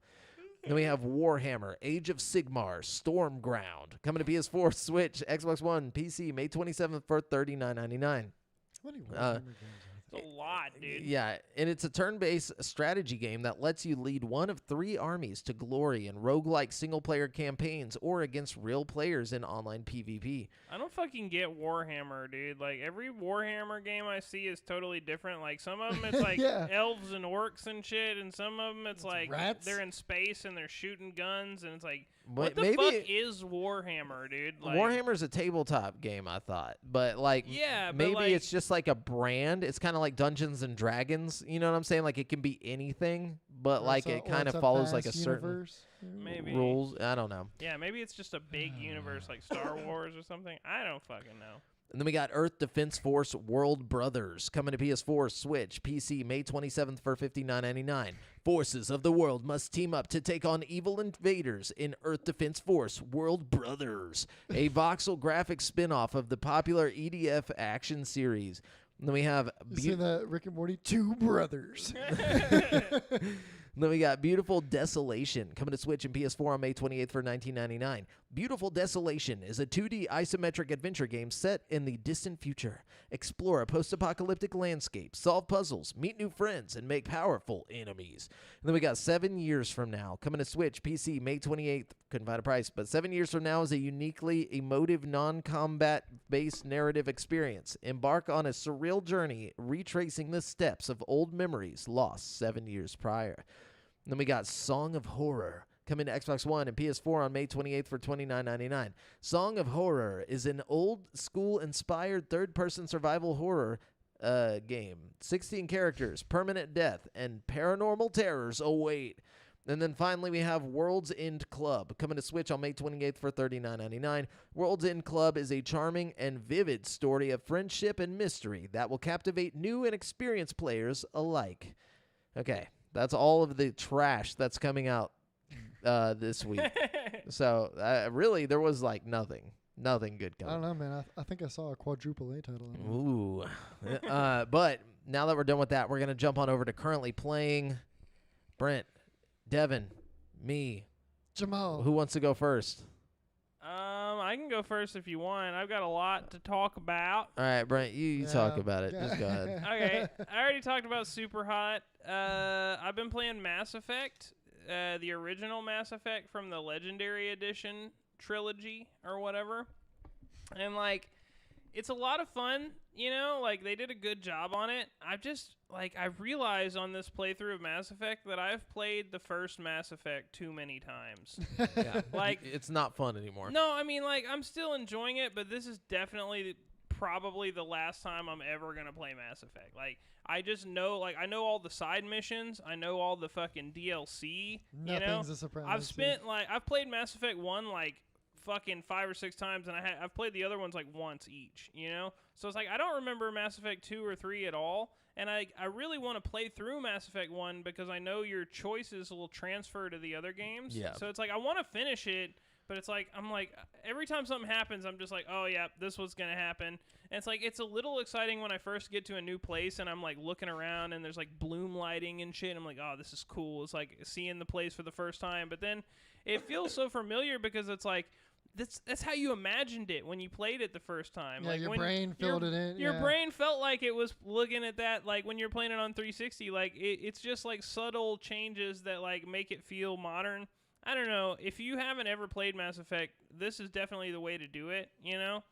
It's just like, I'm just ready to get to Mass Effect 2, is all I'm saying, you know? Yeah. But I am having a good time. I'm kind of doing an evil playthrough. There's not really an evil playthrough. It's just kind of like a good cop, bad cop kind of thing, and I'm going like full bad cop, you know? And I plan to do that through the whole trilogy. So we'll see. I also played a shitload of VR this week. I finally had like a day off, so I just like played with my Quest like nonstop. I've been having a lot of fun with my new Quest. I went through and got a couple games that like are specifically supposed to be better on Quest 2. Like Iron Lights was one specifically that had like it. I read online that they doubled the resolution for Quest 2 from the original game, like because it was scaled back to like accommodate the Quest 1's, you know, performance or whatever. And it's like a sword fighting game where you can fight online with people and stuff, and like it's really cool because like when you're actually like clashing swords, everything goes in slow-mo, so it's like you and like some dude online and you got samurai swords and you're like slow-mo fucking swinging at each other and shit. It's a lot of fun. I suck really bad online, but I think, you know, I just haven't been playing very long. I played a little Population 1. They added you know, Season 2 update, so it's like a bunch of Western shit now, and they've got like double shotguns you can have, and like shoot shotguns like holding one in each hand, and like they have a harmonica you can play that gives your teammates shield and stuff, like all kinds of new stuff in the game, like a big saloon you can have shootouts at. I played this game called Jupitergrad. These are all VR games, by the way. I got it. That was cheap, and I was like, this looks fun. You have, like, suction cups on your hands, and you, like, shoot them on the wall, and you, like, swing like Spider-Man through these levels, and it's, like, a weird, like, cartoony art style. I don't know. I highly recommend it. Sounds fun. It's a lot of fun. It's, like, the mechanics of it are just fun. If you like Spider-Man swinging in VR, then you'll definitely like Jupitergrad. And then I read online that Solaris, a game that I already had, it was like a game that's made by the people who made Firewall 0 Hour, which is like one of the better VR games I've ever played, you know? But like the Quest game, Solaris, was like okay. I bought it when it came out, and it was just okay. But I read online that they made the Quest 2 version like way better than the Quest 1 version, so I was like, I already have this, I'll check it out. So I booted it up, and sure enough, like the graphics are like twice as good. Like the gun models look better, everything looks better, but it's just a dead game. Like there's nobody in the lobbies, nobody wants to play at all. Like I sat in a lobby for like 20 minutes the other day, and nobody came in at all. I was like, all right, fuck it. So I didn't actually play, but I was impressed by like the graphical updates they've done. Then I got this game called Hand Physics Lab, where it basically just uses the hand tracking, and like it's really good. Like you can use the hand tracking from like your VR headset in a game, and like you pick up stuff and push buttons and just do random shit, but it like kind of just showcases the technology in like a game format, you know, because like Is that free or do you have to pay for that? You have to pay for it. It was free on SideQuest a while back, but like they made it into like a full game and they released it. So, yeah, I don't know if I would say it's worth it. It's worth it if you like to just show people like what the hand tracking can do. Yeah. You know, like if you just want to like have people experience the hand tracking, like put them in that. You know, but if you just want to play a game, like it's not that good of a game. You know. And then I got Myst VR because it was on sale. I was a little salty because like when it said on the front of the game, it's like comes with free Oculus Home environment, and I like got the game and I didn't get my fucking Oculus Home environment, so I was a little mad. But like I booted it up because I used to play Myst with my grandmother a lot. Back Yeah, I in the remember day. you. Yeah. You know, so Yeah. it was one of those things that's like kind of a It's sentimental nostalgic. thing for me. Yeah. So how was the VR version? It was amazing. It's incredibly detailed. The game file size is like 10 gigabytes, which is outrageous for a native Quest game. Because most of the games are like 5 to like 6 gigabytes on the If- big end of if things. that, You know what I yeah. mean? So 10 gigs, it's like, wow, that's pretty big. But like the game itself looks amazing. And it's like, it looks just how I remember it as a kid, you know, and you can walk around smoothly and like, it's like really well done. But the game itself is hard as fuck. Like Myst is just a hard game. Like you have to have like a notepad with you and like How can you write down on a notepad if you have a VR helmet that's on? the problem, you know. You're like if you want to play Myst properly, you need to have a way to take notes. And so like you have to like have a notepad or your phone or something and like kind of peek out of the headset and like write down some shit and like look back at the fucking wall in the game. You They know, should like, let you. They should have a virtual journal that you can just pop out and like. that would be type. fucking ideal. There might be actually that I just don't know about. Yeah, that would make sense, bro. Or just hang up a whiteboard and do pass through. I don't know, man. It kind of pisses me off because, like, there's definitely some things. Like, earlier I was playing the game, and I was, like, standing in front of this wall, and there's, like, just shitloads of information on the wall, and I'm like, I got to write this down so I can bring it with me to the other part of the game to, like, enter the info into this computer thing. And I was like, I'm just going to take a picture of it. And I, like, pulled out my phone, and I, like, held it up like I was about to take a picture of the wall. And I was like, oh, wait, I can't do that. This doesn't work that way. So I was like, fuck.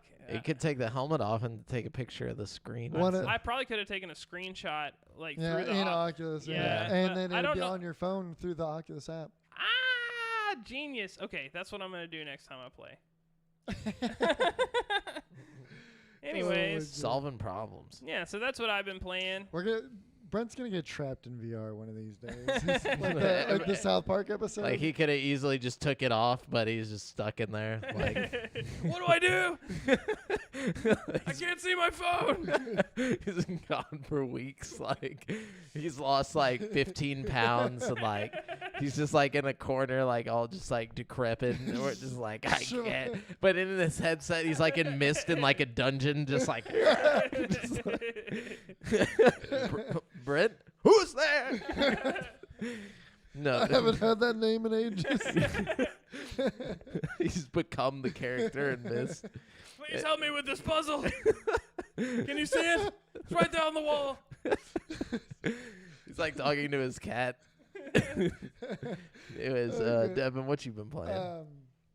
So I played a couple different things. I wasn't as like played a bunch of different titles last time, but I played some Second Extinction with Hans. Nice, that was, nice. That How was was that? fun. Yeah, I love it. I love Second It's a Extinction. fun game. Yeah. Just mindless dinosaur shooting, gore everywhere. Yeah, know. fighting bosses and electric dinos.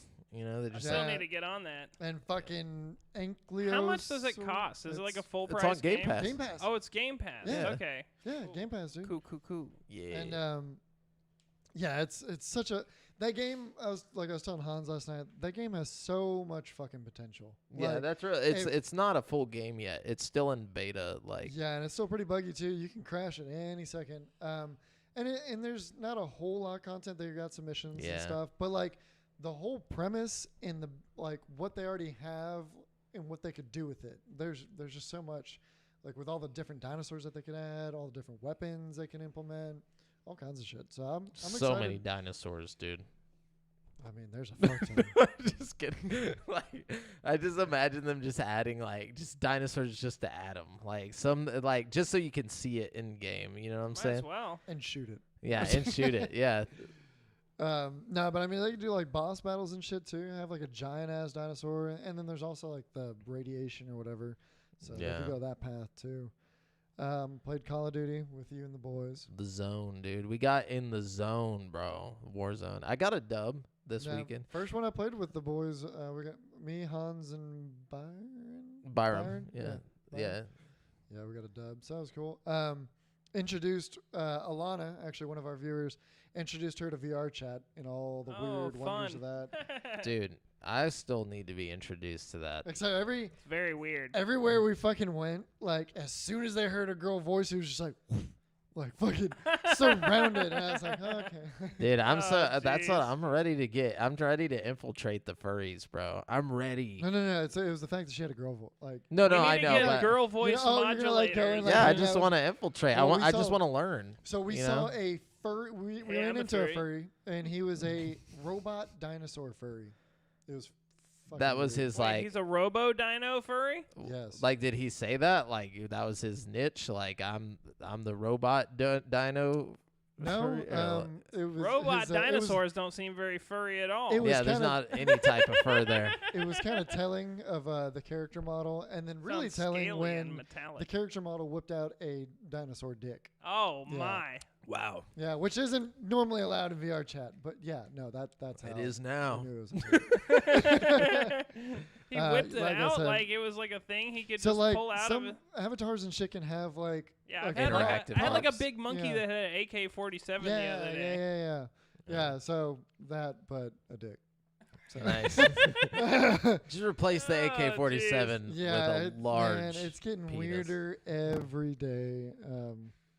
But there's- I'm into it. there's de- Not being a furry, but into the idea of this game, whatever it is. it's honestly it's a great premise because it's not furries everywhere. There's a bunch Not of not different like worlds I and shit. honestly don't. There it's, are a lot of furries. there's There probably a are lot of there yeah. are a lot of furries. Not that I have a problem with that. Like, I just want to experience like what this culture is like in there. Like, I just want to talk to these guys. It's a weird place, man. It really feels imagine- like you're in a different like World. world. Yeah, just like take the internet and put it in a VR just world. I'm in.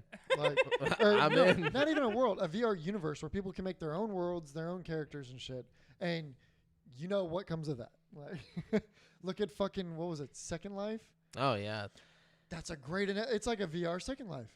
Wow. Second Life is a weird thing to think about. I knew some like whenever I was I knew like of 14, I knew a like 35-year-old woman who played on Second Life, and she was a stripper in Second Life. I was fascinated and with like the idea made of money it. doing that. Like, and like at the strip club that she worked at in Second Life, like I think it was Stained or like some famous band played at like virtually at the strip club. Like, What the fuck? yeah, dude. They have like people make entire like I Life. want to say like a planet or like whole properties that they sell for actual value. Yeah, on- it's on that insane, shit. bro. It's weird. There's like markets. People and, still playing this? I don't I have know. no idea. Yeah, No. this was like back in 2007. There's just whenever something I that saw this. fascinated me because of the in-game like economy to it and shit, and then Yeah. all the weird shit of people like literally having a second life in there. Yeah, that she had a shift that she had to work like in the game. Like, she would go at a certain time and stuff like,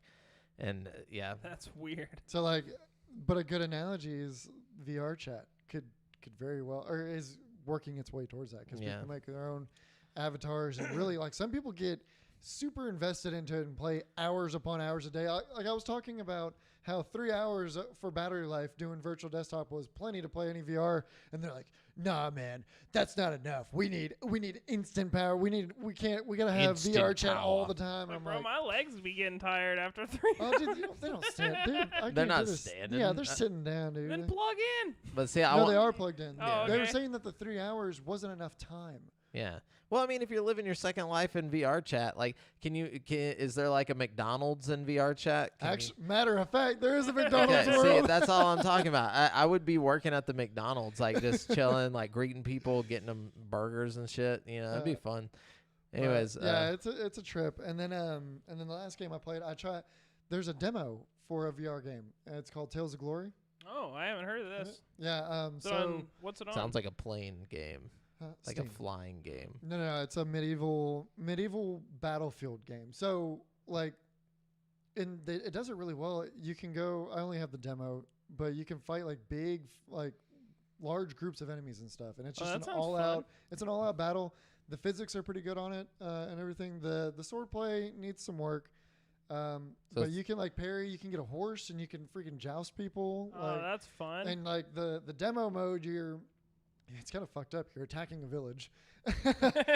So there's like these really shitty like village NPCs like running across the field, and if you're running by one, you just like slink. Like, So it's like some Braveheart type shit going on. take like Blatant Sorcery, but with a mission.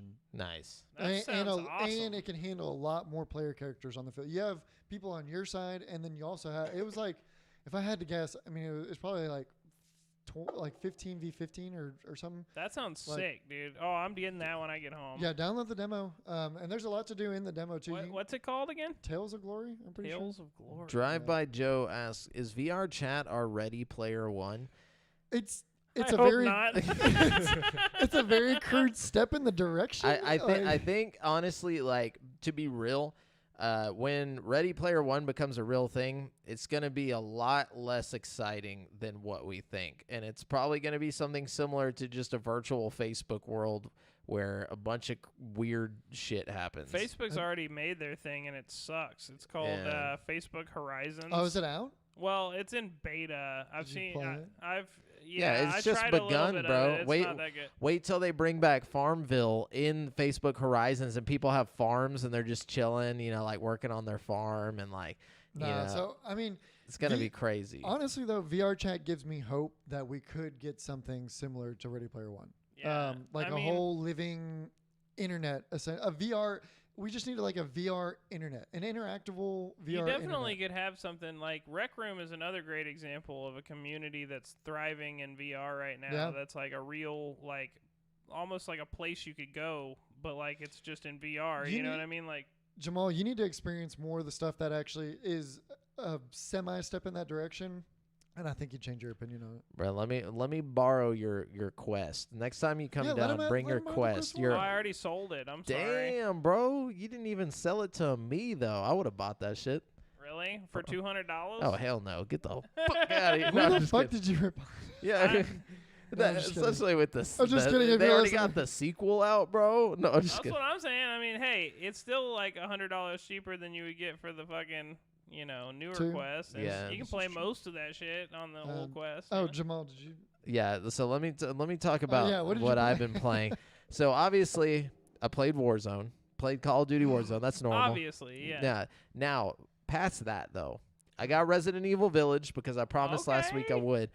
I You beat played it. on the Series X? Yeah, on the Series X with ray tracing. That shit was Ooh, beautiful. I bet it bro. was. It was Fuck. so beautiful. That's probably the best looking game I've ever played. Ever. Like I've never seen It's anything glorious, look that good. like especially Like- when you're in the castle and shit. Like, Oh, oh yeah, man. dude! Like or like the dollhouse or like the Oh, Benevito's yeah, house. Benevito. That's Yeah. like one of my favorite parts of the game, honestly. It looked like it made me feel like I was in like an antique shop, like at night, like maybe like they left, and like you're just trapped in an antique shop. Dude, yeah. It was so creepy, but the game itself is like really, really good. And I think like we were talking last week about like whether it was scary or not. In my opinion, it was scary enough. Yeah, like, it was scary enough. like there honestly, I wouldn't have been able to like I didn't beat 7 because it was too scary. Like I couldn't play it because I could only play it when someone was here with me, and I didn't want to play it by myself. And so I just reached a point where I was like, fuck it, I'm just not going to play this game. But luckily at the beginning of Resident Evil Village, it's like, do you want to know what happened, or do you Oh, remember yeah. 7? And it just recaps the story of 7 and shows you the ending. And then so I was like, cool. So I didn't even have to go on YouTube and watch it or whatever. So it recaps it for you, picks up where it left off. And, like, it was really good. A really good story. I like the ending and the post credits scene, which I'm not going to talk about or to spoil or anything. But there is a post credits scene. So make sure if you beat it, you watch that to get an idea of what's going to happen in the next game. I feel like the story was more interesting than your typical Resident Evil Oh, it was very story. interesting. You know what I mean? I don't know. Yeah. It was very, very like playing as Ethan Winters though. Like you kind of get this you're almost like a Terminator in a way. Like you just say a bunch of one-liners constantly, And like the character himself is kind of stupid. Like Ethan Winters just gets on my nerves a lot. Like throughout the story, like you'd walk into a place, it'd be obvious what's going on. He'd be like, "What's going on here?" And like they'd be like, "Did you not just hear what we said? We literally just said what's going on here." And he'd be like, "Look, man, I ain't got time for this." And he'd be like, "You're literally talking to a giant vampire woman. Like, what? Why are you talking like they're just somebody else? Like it just Or makes." like at the beginning where he's like meeting all the villagers and they're like, shh, they're gonna find us, and he's like, "What are you talking about, bro?" Yeah. He's like, "Somebody tell me what's going on." He's always asking what's going on, and it's like, bro, like literally, it's kind of obvious what's going on here. Like you don't have to ask you, and like I don't know, but like him as a character is kind of annoying, but as a whole, like everything coming together, it made it really awesome. And just like the level design was perfect. Like Yes. I solved everything. Like I literally did everything. I love how the like, day-night cycle kind of changed as the game goes Yeah. on. So, like, you'd go do one thing, and then you'd come back out, and it would be, like, a different time of day, and, like, things would be a little different in the environment, and, like... did you get to the or did you get all the treasures? Like I got all the treasures. I got and, like, most of them with the balls that you have to roll through the thing. not just that, like the treasures, like where the Duke gives you like the treasure map and it shows you where like the big treasures I are. didn't even know about that. Or wait, yeah, I got some of those. Yeah, I got some of those. where I didn't get all of them. You have to fight like the giant the giant troll guys with the giant like hammers and stuff. I didn't get. I only fought like one or two of those guys. Yeah, the first I fought one. one in the factory, and I think he was part of the story. Like, Oh, in Heisenberg's factory. Yeah. Yeah, no, he's not part of the story. You didn't have to defeat him. Like, oh, okay. but yeah, he's a part of the treasure thing. But the first one that I went to fight was outside of the Benvenuto house or whatever, Oh, yeah. like with the doll. And anyway, so like I ran out of ammo fighting this guy. So I literally it took me like 30 minutes of cutting him with a knife and then running and then like coming around because I was like, if I die, I have to restart this whole fucking thing. And I was like, that's not happening. I'm just going to stab this guy to death and just keep running in circles and like stab, run in circles, stab. And like it took 30 minutes of stabbing him for him to finally just die. And then I got the treasure or whatever, but it was dope, man. Like, it felt like a living world. Like, it didn't feel like, just here's a bunch of levels thrown together. It was like, this is all connected and everything's alive and like everything's happening as you're doing it. You know, they did a good job making the whole village feel like the mansion or something from the first game, or like from 7. You know what I mean? It had that feeling like this is all one big place with different aspects to it, and like it was really cool. And it wasn't long enough. Like I honestly felt like when it ended, I was like, damn. I was like, I really wanted more. Like, yeah, I could have played it for another 5 hours or so at least. Yeah, You know what I mean? the art direction was just phenomenal. Like something about it, like reminded me of my other favorite games, which were Donkey Kong Country 2. Whenever you get to the swamp levels and stuff like that, there was something very similar in the direction that they took with that for like Donkey Kong Country 2 and Conker's Bad Fur Day, even like in the darker levels. Like whenever it's like they somehow grasped that art style that like I've thought about ever since I was a kid and just never really seen it again until here. And it was like, when you go to each area, it's a different thing. You know what I'm saying? It's like you go from like the snowy like village to, you know, like the super industrial, like industrial, or like you go to like a swampy like gaseous place and or like, like the creepy cottage. And it was just cool to have that. And it wasn't like, oh sorry if I got too loud there, guys, but yeah, no, it was very cool to see just a good diversity of themes. Yeah, a good diversity of themes, and like and it wasn't overdone, and you don't stay in any one place for too long. It felt fresh the whole time because of that specifically. Like that was a nice touch. Like no place overstayed its welcome. It was really nice. No, I beat the game in 11 hours, but I also literally searched for every treasure and did like every little extra piece and like put all the treasure pieces together and stuff. And like, did you try the mercenaries mode after you beat it? No. I once I was done, I was like, I can't play games multiple times, like unless there's like choices to make or whatever. The you know. Mercenaries mode is just like an arcadey, like you wave shooter kind of thing. It's a lot of fun. Oh, I didn't know that.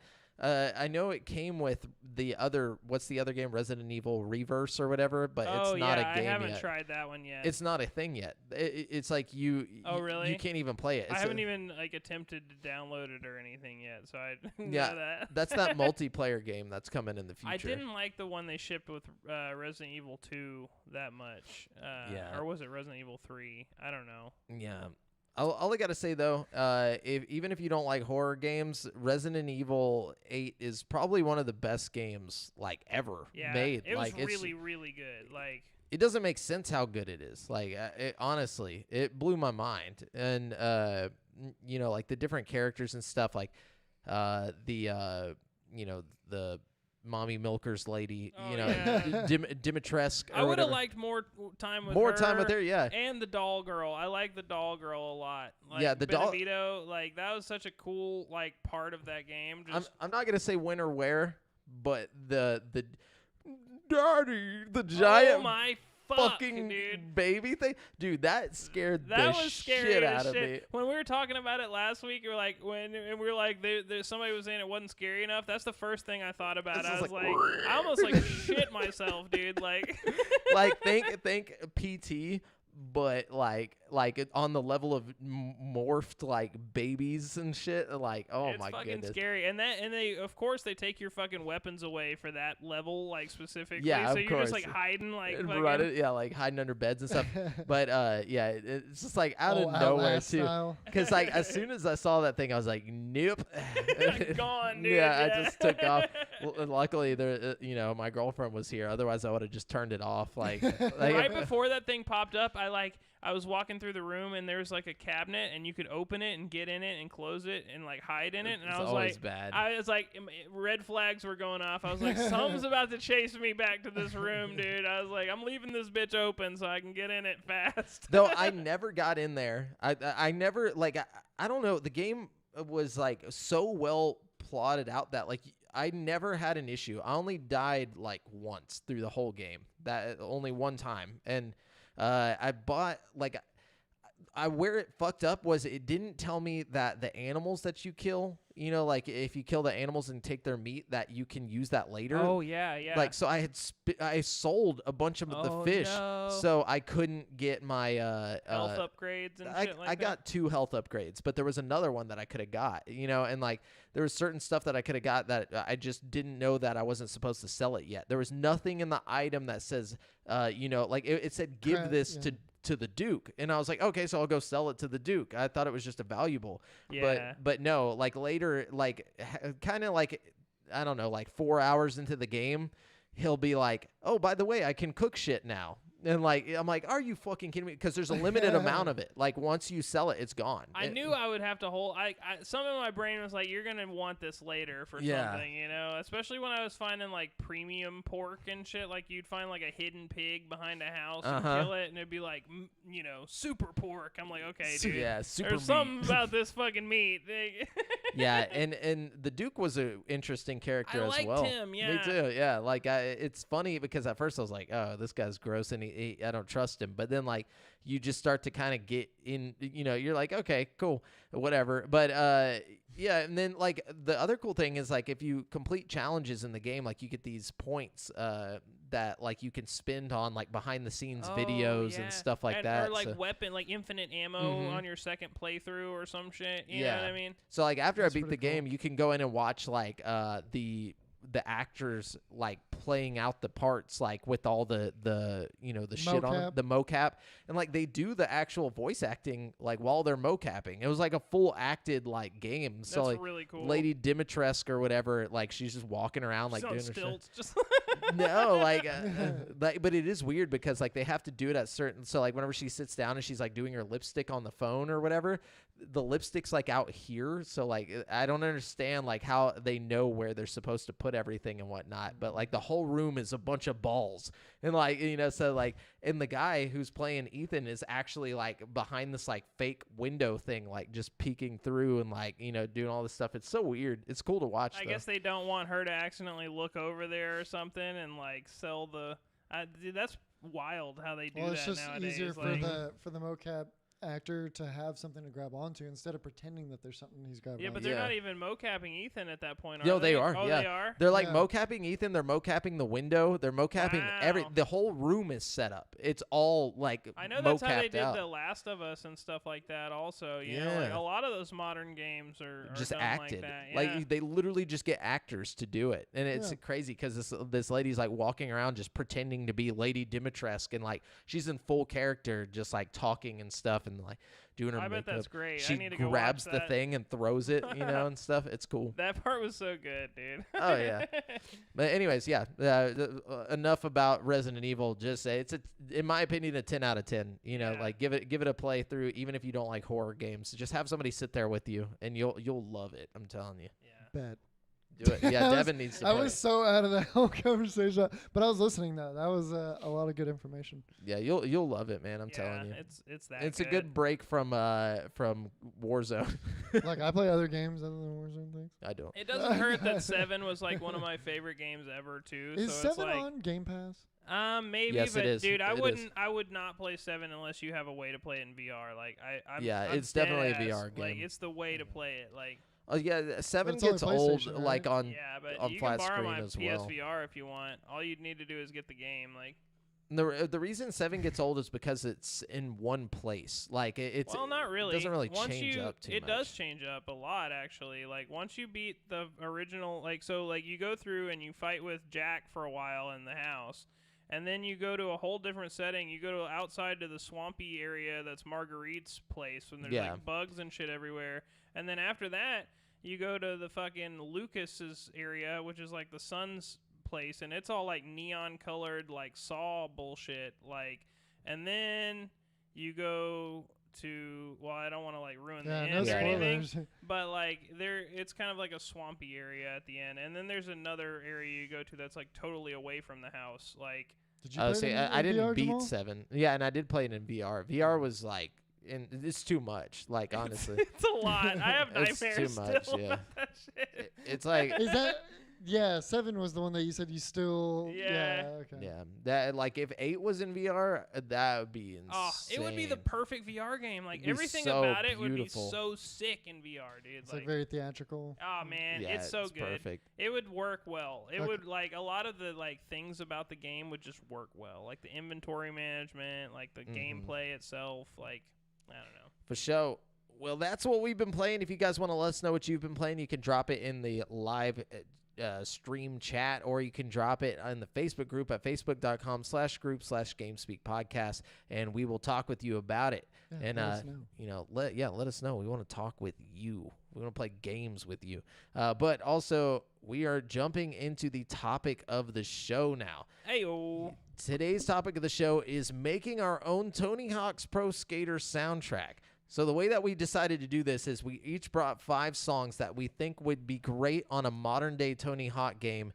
And after we each, go through our 5, then you'll have 15 songs to make the soundtrack. Yeah. And then so you can write these down, because obviously we can't play them on the the podcast we don't want to get our shit taken down. So basically write down the songs, go on Spotify, make you a playlist, and call it GameSpeak Podcast Tony Hawk Pro Skater Soundtrack. Yeah, even better, write down the songs on the Spotify playlist and then go get Tony Hawk 1 and 2 I don't know, and guys. turn the music off and play this shit while Yeah. you're I playing don't know, Tony guys. Hawk. You guys are talking these songs up pretty high. I don't know. Hey, I put some effort into mine. I tried to bring some, and I know we probably all came at it in different with Yeah. different ideas.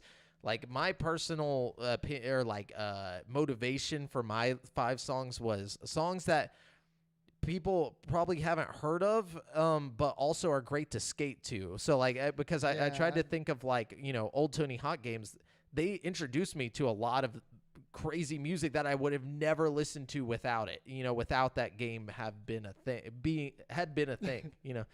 But anyway, so that was my direction with it. I Yeah, feel you. my direction was definitely like what I would listen to while I was skating. Yeah. Okay. My with, direction with was one like, homage to an old Tony Hawk song. oh, I like that. with one homage, yeah. My direction was like, I know you guys are gonna pick some dope shit, some like traditional Tony Hawk stuff, but every Tony Hawk game has like The weird shit. some weird one-off songs. So I've got like some weird shit over on my list. You know what I mean? So I figured you would do that. That's why I went with what I was going to go with. And I was like, so if we have the mix of Brent's weird shit, Devin's probably going to bring some popular shit. Some chill I'm shit. going to bring some weird ass shit that like you probably haven't ever heard of. And then we'll just bring it all together to create the ultimate soundtrack. that's what I was thinking. This is gonna be a Yeah. great soundtrack. So let's do this. Let's who wants to go first? Okay, are we doing our whole list at once? Yeah. Okay. No. Well, Alternate. yeah, let's alternate. So Okay. somebody go first and then we'll Okay. just switch it around. So I got my first one, Black Hole Sun. by Oh. Soundgarden. Nice. Okay. That would be a good one. I could see myself like slow-mo jumping, doing like a we got the kickflip, slow-mo cheat on You know what I mean? the whole time. Yes, dude. A lot of mine You are also moon have to have the physics. moon physics Yeah. on, dude. Like Black hole sun. Yeah, a lot of mine are gonna be Go. like chill, because when I'm skating, like I'm listening that. to like chill Yeah. older music. I like that. No, that's a good one.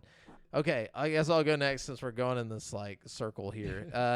So I'm gonna bring up a classic. This is probably gonna be my only like older song on here, which is "Heard 'Em Say" by Kanye West. Oh man, that would be a good one. That's dude. it's just like one of those songs that's just so like you feel it. You know what I'm saying? It's deep, but like at the same time you can skate to that shit and just Yeah. vibe, bro. Something about that like intro, that blang blang blang blang Uh-huh. blang blang blang blang blang blang blang. Kind of makes me think of like skateboard wheels going over like cracks, like the. Nothing's ever promised. You know what I mean? tomorrow. It's Yeah, got that that's- same kind of vibe, dude. I don't know. Yeah, it kind of gave me the kick push by Lupe Fiasco vibe. You know what I'm saying? Like it feels like that type of like I can skate to this, but it's chill. You know what I'm Yeah. saying? See, most of my music that I'm bringing to this is gonna have a more aggressive vibe to Yeah. it. Oh yeah, Yeah, all but- the rest of my stuff. I'm thinking is like aggressive. thrashing. And I figured fucking y'all would do that. That's why I grinding, went with you know more what I chill mean? shit. Yep. So Which- my first one is gonna be "The Purge" by Hobson. Oh, nice, It's dude. I figure we gotta have some rap. You This, gotta have this Hobson. song is specifically like fast and aggressive, and like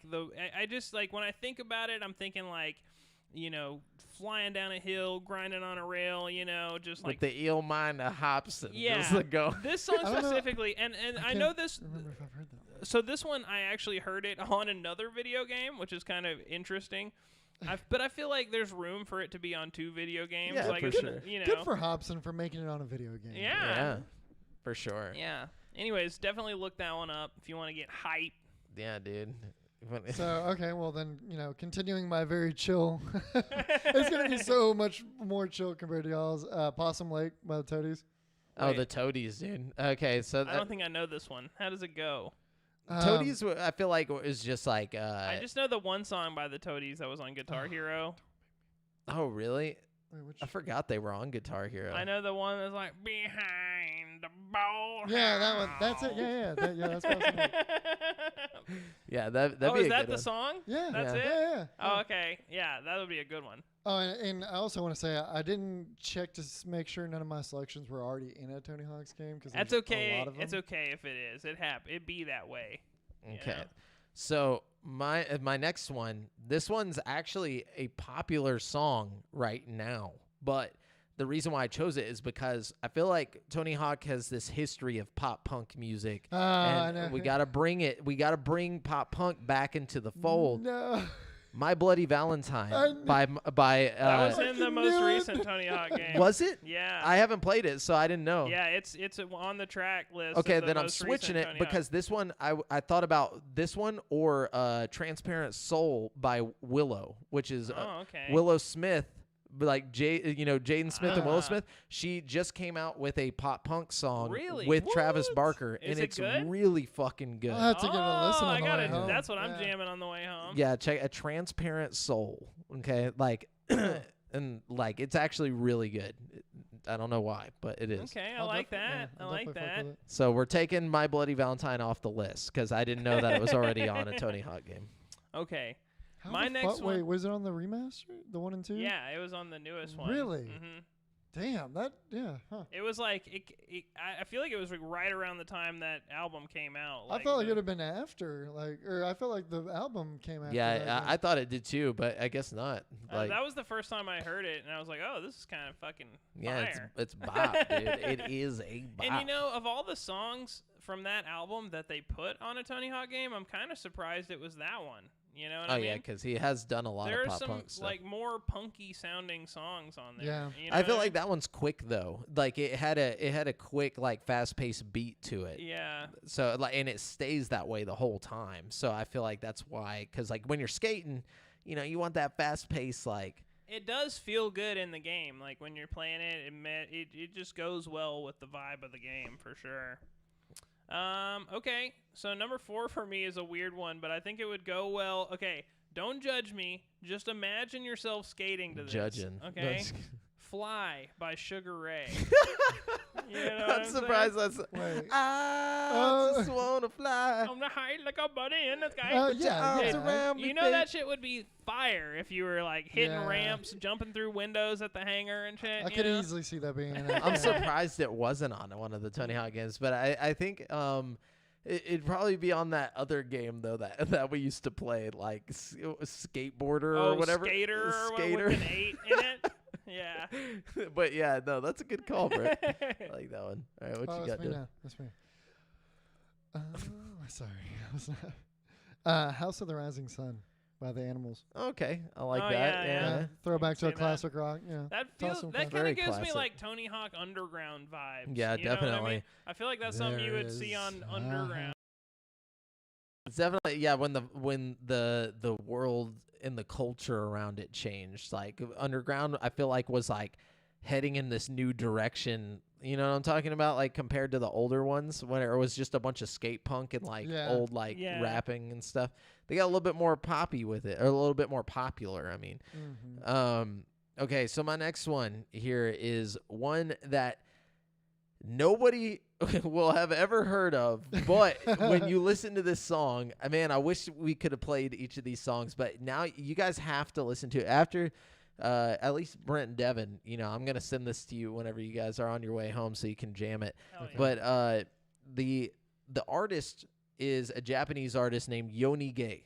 It's a chick, but she plays like this pop punk music, and the song is, I don't even know if I'm pronouncing this right, but it's like Sayas Yukai.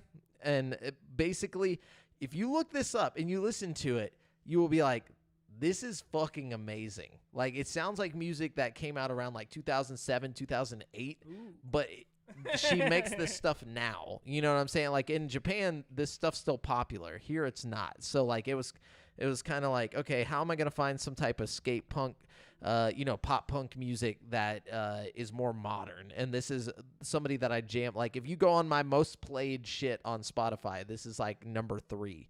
So I'm telling you, I'm not just throwing this out just Damn. to throw it out. You're going to have to send me this. I think this is that song you showed me the other day, actually, right? Or at least the artist. Maybe. When was it? I don't Like know, a like week or months two ago? No. Okay. Because I found her back whenever I was playing Doom Eternal, like at the beginning of quarantine, and like I would just stream playing Doom Eternal, and I'd have this song playing in the background, like while I was playing Hell and yeah. shit. So, but it's definitely a song that you could jam to a Tony Hawk, and also I feel like it would expand the horizons of Tony Hawk, make it bring in some foreign music, and you'd have Japanese people wanting to play. You know what I'm saying? Yeah, I like that. I like that. Some diversity. Some diversity, bro. Yeah. Diversity management expert over Yeah. here. Okay, number 3 is probably my most traditional, like, Tony Hawk style song on my list. It's Sticking in My Eye by NoFX. Damn, you gotta go NoFX on him, bro. Yeah, you gotta man. bring the NoFX. It's just like It's straight classic. classic hardcore punk. You know what I mean? Okay. Like fucking. Yeah, I don't know. It's You raw can't go punk. wrong with NoFX. You know. no. I mean, you can, but You can definitely go wrong with NoFX, but like not for a Tony Hawk game. not for Tony Hawk. Yeah, dude, you can't go wrong with NoFX. Plays like like anything from NoFX that's not like 3 of their good songs. But anyway, So my homage, and I think it was to whatchamacallit, I think it was to the first underground. Was Folsom Prison Blues by Johnny Cash. That would be such a good one. Wow. I was actually Because almost they had Ring of Fire. I almost put that on my list because of Ring of Fire. Yep. That's how I found out about Johnny Cash was from Tony Hawk Underground 1 or 2. I can't remember, but there's one level where you're like trying to do a skate competition and like you have to get the highest score, and like for some reason I was always playing better when Ring of Fire would come on. So I would just put that song on repeat and just do the whole skate competition with Ring of Fire playing over and over again. Oh my gosh. I feel like some like if there are any like old people that listen to our podcast, like they just heard you say that, like that's how you found out about Johnny Cash, and they just like. But I mean, I knew about Johnny Cash, obviously. But Oh, like, I thought you that's meant how like, I, that's how you figured out about that's Johnny how Cash. I found out that I didn't like dislike Johnny Oh, okay, Cash. okay. You know, like I knew who Johnny Cash I was. thought- I just was like, you know. no way. Like Brent didn't know about Johnny Cash till he played Tony Hawk Underground. Well, that was a long time It ago. was a though. long time We were ago. like, what, 12? when that Something came? like that. It was a Hold lot. on. When did Tony Hawk Yep, Underground come out? I'm It's looking gonna at it. be disgusting. It's probably how like long ago it 2005 came or out. 2006. I remember playing Tony Hawk Underground 2 on my PS Vita or on my PlayStation Portable, so I know that it was before. I'm gonna say 06. I'm going to say, I'm going to go 04. I'm not even gonna guess. What do we 'cause- got? Oh, no, we're all wrong. 03. Oh, Holy shit.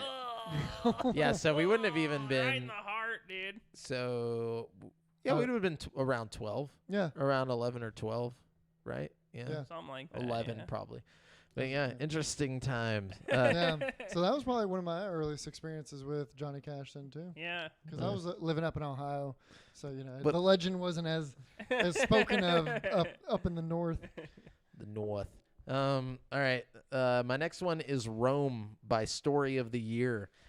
Great modern pop punk that is like actually like unless you're in the pop punk music nowadays, you wouldn't have no idea who this is or what it is. But I'm telling you, Heard it? Rome? No, it's Story of the Year is the band. Rome is the okay. song, and it's fucking awesome. I'm telling you. I'm also I want you guys to send me your shit, but I know most of your Yeah, shit. all my shit was no. Yeah. Don't know all of your shit besides No Effects and what was the first one you said? Hobson.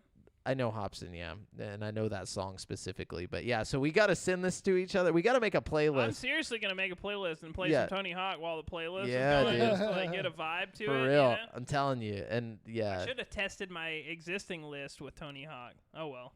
yep. What you got, Brent? Oh, is it me again? It's you again. Yes. Okay. You started. So my number 2 is gonna be Wait, a what? song called "Jokes on You" by Oliver Tree. Oh, Oliver Tree. You would Dude, I definitely- like Oliver Tree. I do Yeah. too, but this song specifically, I feel like would work really well in a skateboarding game. He does Oh. kind of a weird like rapping thing in this song, and I don't know, it's catchy, it's chill. I'll have to it's- listen to that. I'm not sure if I've heard that one. It's a whole vibe, you know what I'm saying? He's an odd little fella. He's He a is. he's a whole vibe. I feel like he himself is the He vibe. looks so fucking weird. Have y'all seen his performance on Stephen Colbert? Is that the one where he's on stilts and he falls over? No, and no, it's shit? the one where he like comes out and does a flip on the scooter and then like starts his performance and then at the end he like rides off on an even bigger scooter and like What is up with him and scooters, I bro? don't know. I think his whole premise is just to be as weird as just stand out as possible. Yeah, definitely. Definitely I works. can't works. tell if he's actually good at a scooter or if it's just like an act or like a stunt guy he brings in randomly because like he's got a ton of videos that look unedited of him like doing like insane like flips on scooters and shit. But it's like I'm pretty sure he has a stunt double. That's I what mean, I was it's thinking, very it's like- easy to stunt double someone who doesn't look like a real human. yeah, but I mean like there's just like Looks tons like a fucking of videos, Taco Bell like, cup you from know the what I mean? '90s.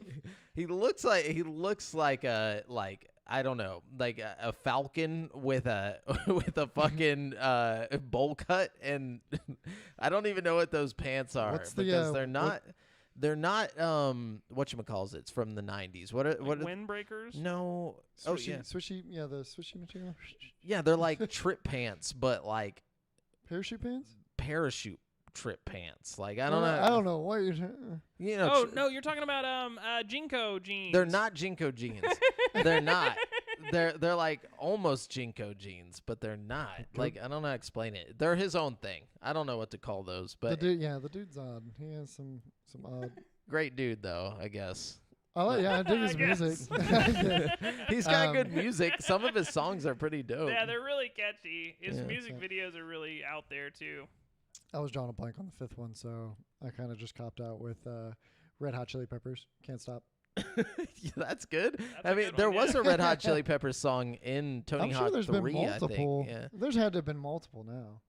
I don't remember which one it was though, but I remember it was there. It was a thing. You can look there. up all the fucking soundtracks to Yeah. all the Tony Hawks. My final one is one that I feel like would just be perfect at home in a Tony Hawk Pro Skater soundtrack. It's called Everyone I Know, The Optimist by Ways Away. Now, this is the lead singer of Stick to Your Guns. He started this group called Ways Away like last year. And this is another one that whenever this song came out, or like whenever I was playing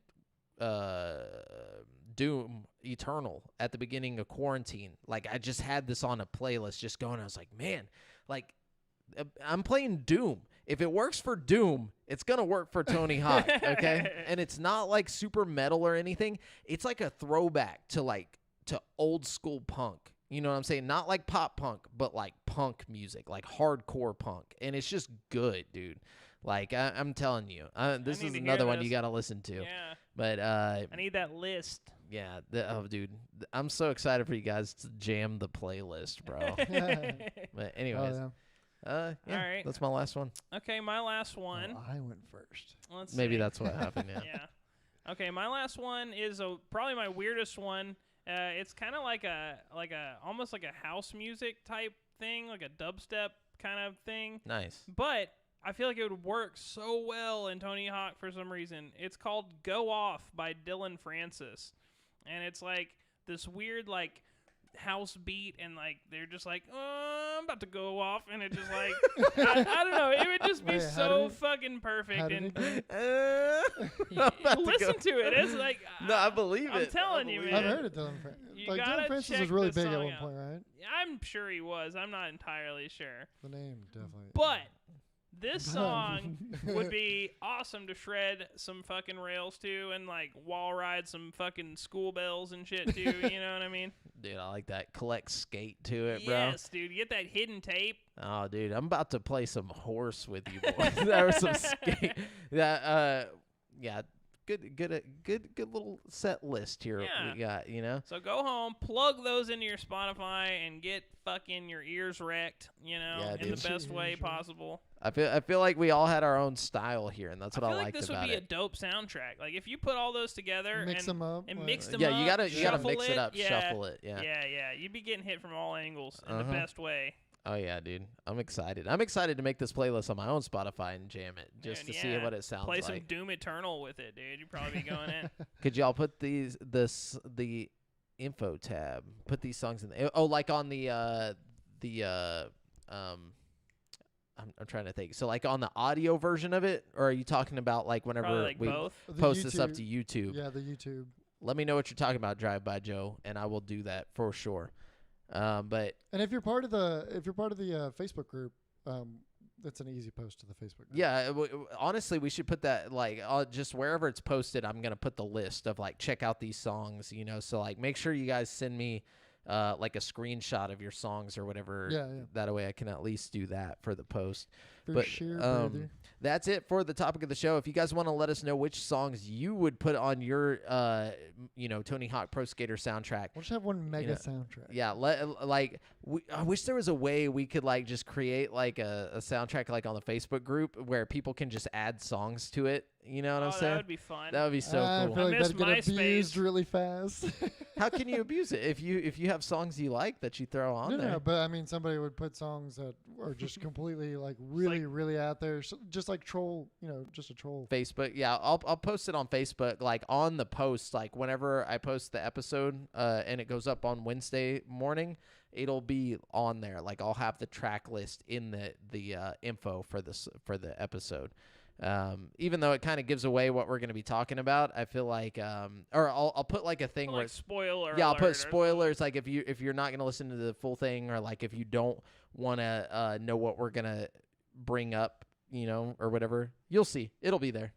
But anyways, so we're going to jump on over to the People's Champ. Brent, what questions we got here? Yeah. We got a couple. Let's Or see. did Devin? No, Devin. Devin's I got it posted- posted, yeah. I posted it, but I posted earlier, but then I realized Devin had already posted, so I deleted my post.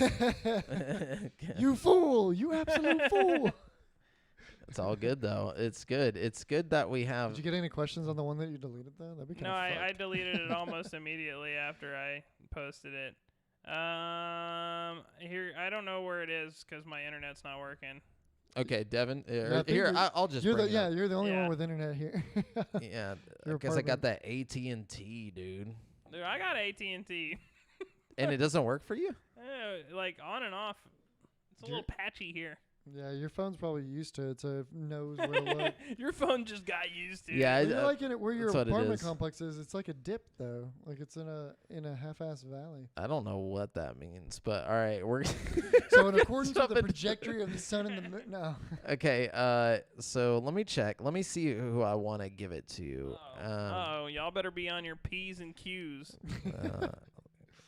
Uh, okay, so it's gonna go to Brian Moctezuma. Hey. What up, Brian? So he asks, not really a question, but recommend me some dope ass free games for Steam or Game Pass or PC. Oh boy. LOL. You got to the right place, son. Yeah, so best games for Game Pass were literally last week's We did a episode. whole- yeah. But I think it was our fault. I think because we didn't ask questions, people didn't know we were going to be going live.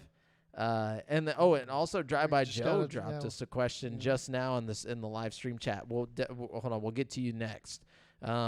But yeah, Brent, give some some free games. You usually have the free or Yeah. the best games for Steam or So Game like Pass or for free, you gotta if you're on the free game shit, you got to check Epic Game Store every week. Yeah, 'cause every you single week they give a new game out, and right now it's the NBA 2K21. It's like a $60 game for free. You know what I'm saying? So like, make sure you get on that shit. I mean, it doesn't appeal to everybody, No. obviously, But but the it's people still who love a it super love high it. quality Which, game. by the way, I've noticed on Game Pass, like if you look at the most popular games on Game Pass, they're like all sports games.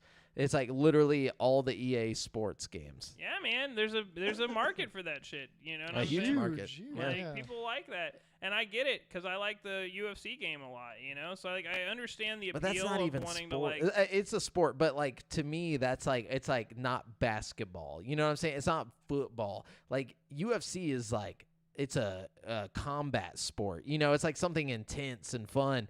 Not that those other things aren't, but in my Now opinion, you're not making a very good case No, here. I see what you mean. you know what I I'm saying? It's definitely like see what you video mean. game worthy. That's kind of how Yeah. I feel about racing games, though. You know, it's like, it's like. Yeah, I'm not gonna play every racing game that comes out, but there are some fun combat racing games like Burnout that are dope. You know Twisted what I'm Metal. saying? No. Yeah, it's like whenever you throw in like if you try to take something and simulate real life, like a basketball game, it just gets kind of boring to me. You know what I'm saying? Yeah. Like, but if you take a car game and you try to simulate real life, it gets boring to me. Like Project Gotham, or not Project Gotham, but I know what you mean. Yeah. Forza or whatever. yeah, Forza and Turismo. stuff like Gran that. Like I Turismo. want it to be arcadey. You know what I'm saying? Like you give me Yeah. NBA Jam though, I'ma jam some NBA.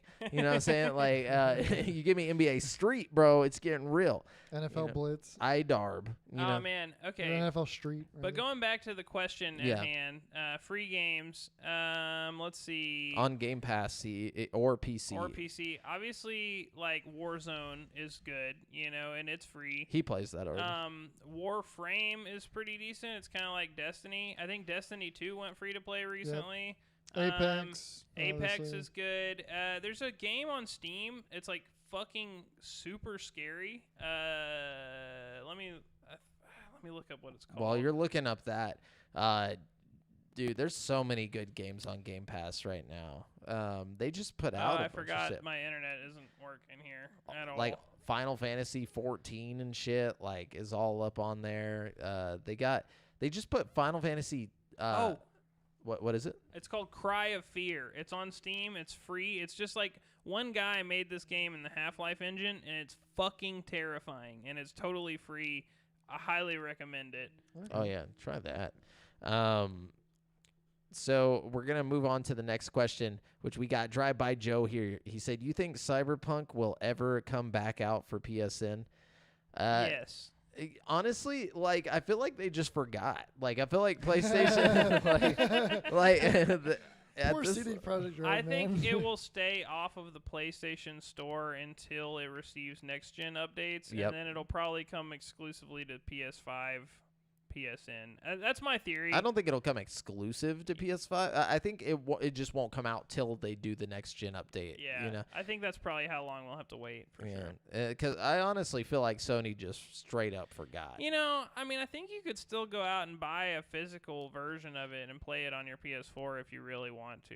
They Yeah, just but what I people mean? want that PSN version. You know what I'm saying? I'm just saying. I think it's Who possible. goes to stores? Yeah, what Physical what is copies? this What are store? these? Yeah, where do you put your physical copies, I have, like, dude?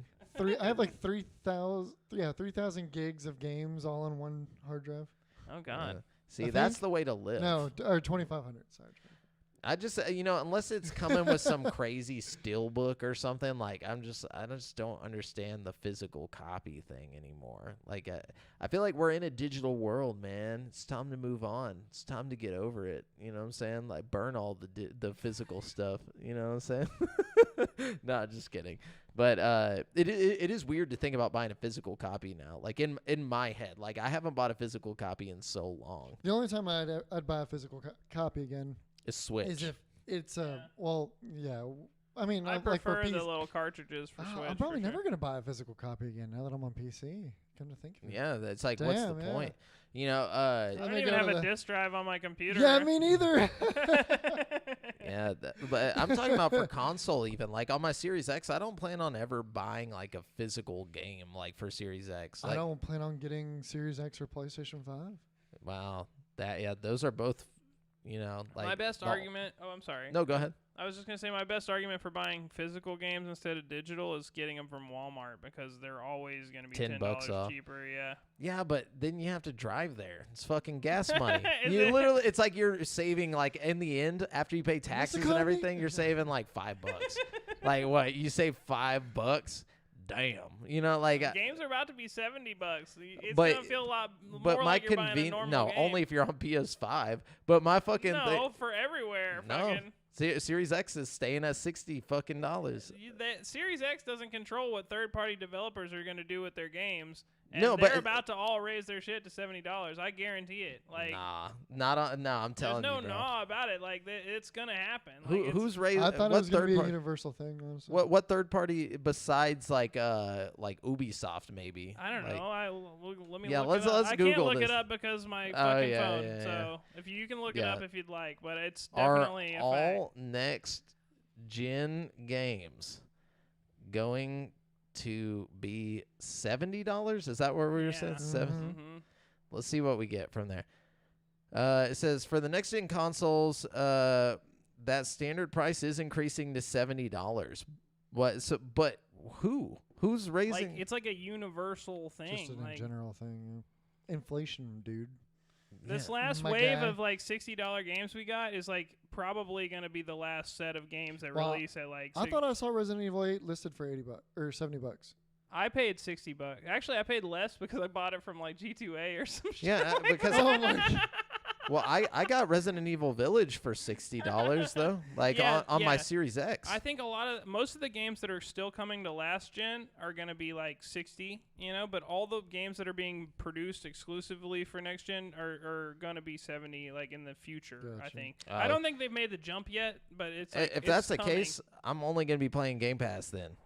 So fuck all it's that gonna make shit. Game Pass a lot more appealing to the Yeah. average, I'm gamer, the average you Joe, dude. Yeah. Like fuck that. I ain't paid $70 for a game. That's almost $100 fucking dollars. Yeah, I'm waiting for the sale on everything. Yeah, dude. They're stupid, bro. I ain't doing that. Anyways, Next question though. Thanks Drive By Joe for the question. We got Hans Yoder. He says, "Who else thinks RE Village needs some wardrobe mods for Lady Dimitrescu?" They have them, dude. Yeah, they do. Yeah, they're No, it's way ahead out. of you. And also, can we please get some Wardrobe dismemberment for that lightsaber? Wait, what? What There's a lightsaber? I don't remember a lightsaber. Maybe he's just trying to like spoil, like joking spoil, like something that's not really in the game. Or maybe he's talking about something that we shouldn't be talking about. No, I'm just kidding. I really don't know what he means by that. But yeah, the Lady Dimitrescu wardrobe thing, you I can think there's a definitely U do in that. there at the end, right? Have y'all seen You the, don't say the U. It's just Dimitrescu, like Really? in the game. Yeah. Have y'all seen the hat mod? Yes, where her I hat posted gets that. I bigger? posted that to the page. I fucking love that shit. It's such a great like nod to the Scary movie. Yeah, Oh. scary movie when she's sitting in the car. Yeah. It's like weird things have been happening around here. Yeah. And then Damon James asks, "Have y'all tried Knockout City yet? It's more fun than it looks and pretty competitive." I need to watch some Oh. gameplay on that. I want to. I know it was free for a little bit when it first came out. I think it might still be free right now, but not much It's longer. on Game Pass. It's on It came to Game Game Pass, yeah. Okay. So I haven't played it yet, but I was thinking about downloading it the other day. So I'll probably do it now that you say that it's pretty fun, because I've actually been seeing a lot of people on YouTube posting like videos of it and like just saying that it was dope as hell. So and they just had a lot of fun with it. We were making fun of it last week, so I'm gonna have to eat my words. Probably We'll just see. you making fun of it, honest. No, we all were. We were talking about dodgeball. I but- remember Oh, yeah. saying that I think it's gonna be fun because I think they wouldn't give a free trial out if it wasn't. we called it Dodge Brawl, right? Yeah. That's Well, what they they call- that's described what it they as coined it, Dodge yeah. Brawl. Yeah. Yeah, they coined it as dodgeball. We were joking about the term Dodge Brawl. is Well, what and we we were had joking read an about. article earlier in the show, and like we didn't even say the name of it. We just said Dodge Brawl game. Yeah, that's and then what it was. later it was in the releases of the actual name of it. And we were like, And you were like, "That's the game," and I was Yeah. like, "No, this one's called Dodge Brawl." yeah. Yeah, that's what it was.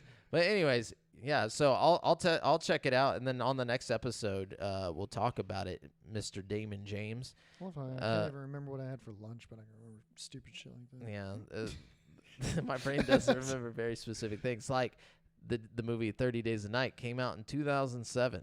Just so you guys know. I don't know why I know that, but I know it. Speaking of random facts, what you got? Listener questions is over now. Thank you guys so much for writing in and asking us some dope questions. We're gonna jump on over to Brent's. Trivia thing. Yeah, whatever we Sorry, call I've been it. so sleepy lately. I'm just kind of just working with what I got. I've been so sleepy It's lately. trivia thing. Yeah. Okay. So Brent's trivia thing. Get ready, guys. I'm ready. What? Lay that thing. Get on. ready, Jamel. I'm sorry. What was the first toy to be advertised on television Oh fuck. The first toy? ever? Oh, It's got to be. Etch a Sketch. No. No. Good guess though. Very good guess. It's- Mr. Potato. Whoa, you got it. Yeah, I was about to say. You got I was it. thinking the same thing. You're good at this useless trivia, dude. Like, Yeah. if I was I'm like- ever in Cash Cab, I'm fucking bringing you with me somehow. I was thinking. Phone a I was friend. like, it's either gonna be Silly Putty or it's gonna be Mr. Potato Head. But I was like, I don't know which one it would be. I was just thinking of Oh, the that's- oldest toys I could think of. Man, dude, I can't believe that. All right, good answer. All right, give us our last Ready one. for the question? What TV series showed the first interracial kiss on American network television? Oh, I know this. Wait, you said it's a TV show? Yeah. Okay. Honestly, now I was thinking more of a movie. Brady Bunch. I don't know. What do you got? I've got nothing on this one. If it's a TV show, I don't know. Maybe I Love Lucy. Oh no, good guess though. Any Is guesses? it one that we would know of, or is it like some random? It's shit? definitely a show you've heard of before. Yeah. Man. It has to do with space. Oh, Twilight Zone. No, Oh. No. What? no. But I was thinking of like a specific Space. Lost in Space? Mm-mm. You're getting warmer. That's a movie. You're getting way warmer. space. So the whole show's about space. Yes. Okay. What? What? I feel like Oh, What's a Old sh- popular show about space. Star Wars. No. It's obvious, guys. Is the What's- Jetsons? No, I'm just kidding. What's like Star Wars? Star but- Trek. Oh, Yeah, Star there Trek. you go. Oh. Star Trek. I don't know why that took us so long to think. I I was not thinking. Well, yeah, I forget that Star Trek goes back like a good while. Yeah, it's Like, pretty old. I don't know why I was mistaking for like the movie. What was the first George A. Romero's? Was it Night of the Living Dead, where they have like the I think he was like one of the first like black main character. Like he was the protagonist. You know what I'm talking about? I don't know. Uh, I'll have to go back no and watch clue. that. But it was old black and white. The Night of the Living Dead. It was pretty dope. Good movie. My random knowledge is vast, but it stops at old shows and movies. Yeah. But anyways, that was fun. All right, we did great tonight, guys. It was a fun podcast, just chilling with the boys and having Drive By Joe up and Anthony Montanez. Yeah, well, you welcome too. Remember, guys. Appreciate everybody that stopped by. Yeah, and don't forget, we're gonna throw the track list for our soundtrack Hell up yeah. on the site. But anyways, remember, you've been listening to the GameSpeak podcast, courtesy of GameSpeakPodcast.com. The show posts for free every Wednesday on all podcast platforms, but you can watch it live before anyone else on twitch.tv/GameSpeakPodcast or the Facebook group or YouTube every Tuesday evening at 7:50 p.m. or Monday evening, I'm sorry, at 7:50 p.m. CST. Be sure to submit any questions you want us to read on the show to the GameSpeak Podcast Facebook group at facebook.com/group/GameSpeakPodcast. And check out our video content on youtube.com/createforsanity. And if you want to stay up to date with your boys, you can find me on Twitter at the handle AlJafferJamel, Brent at BrentHas1, and Devin at Devondrius. And check out the GameSpeak Podcast Instagram. Until next time, listeners,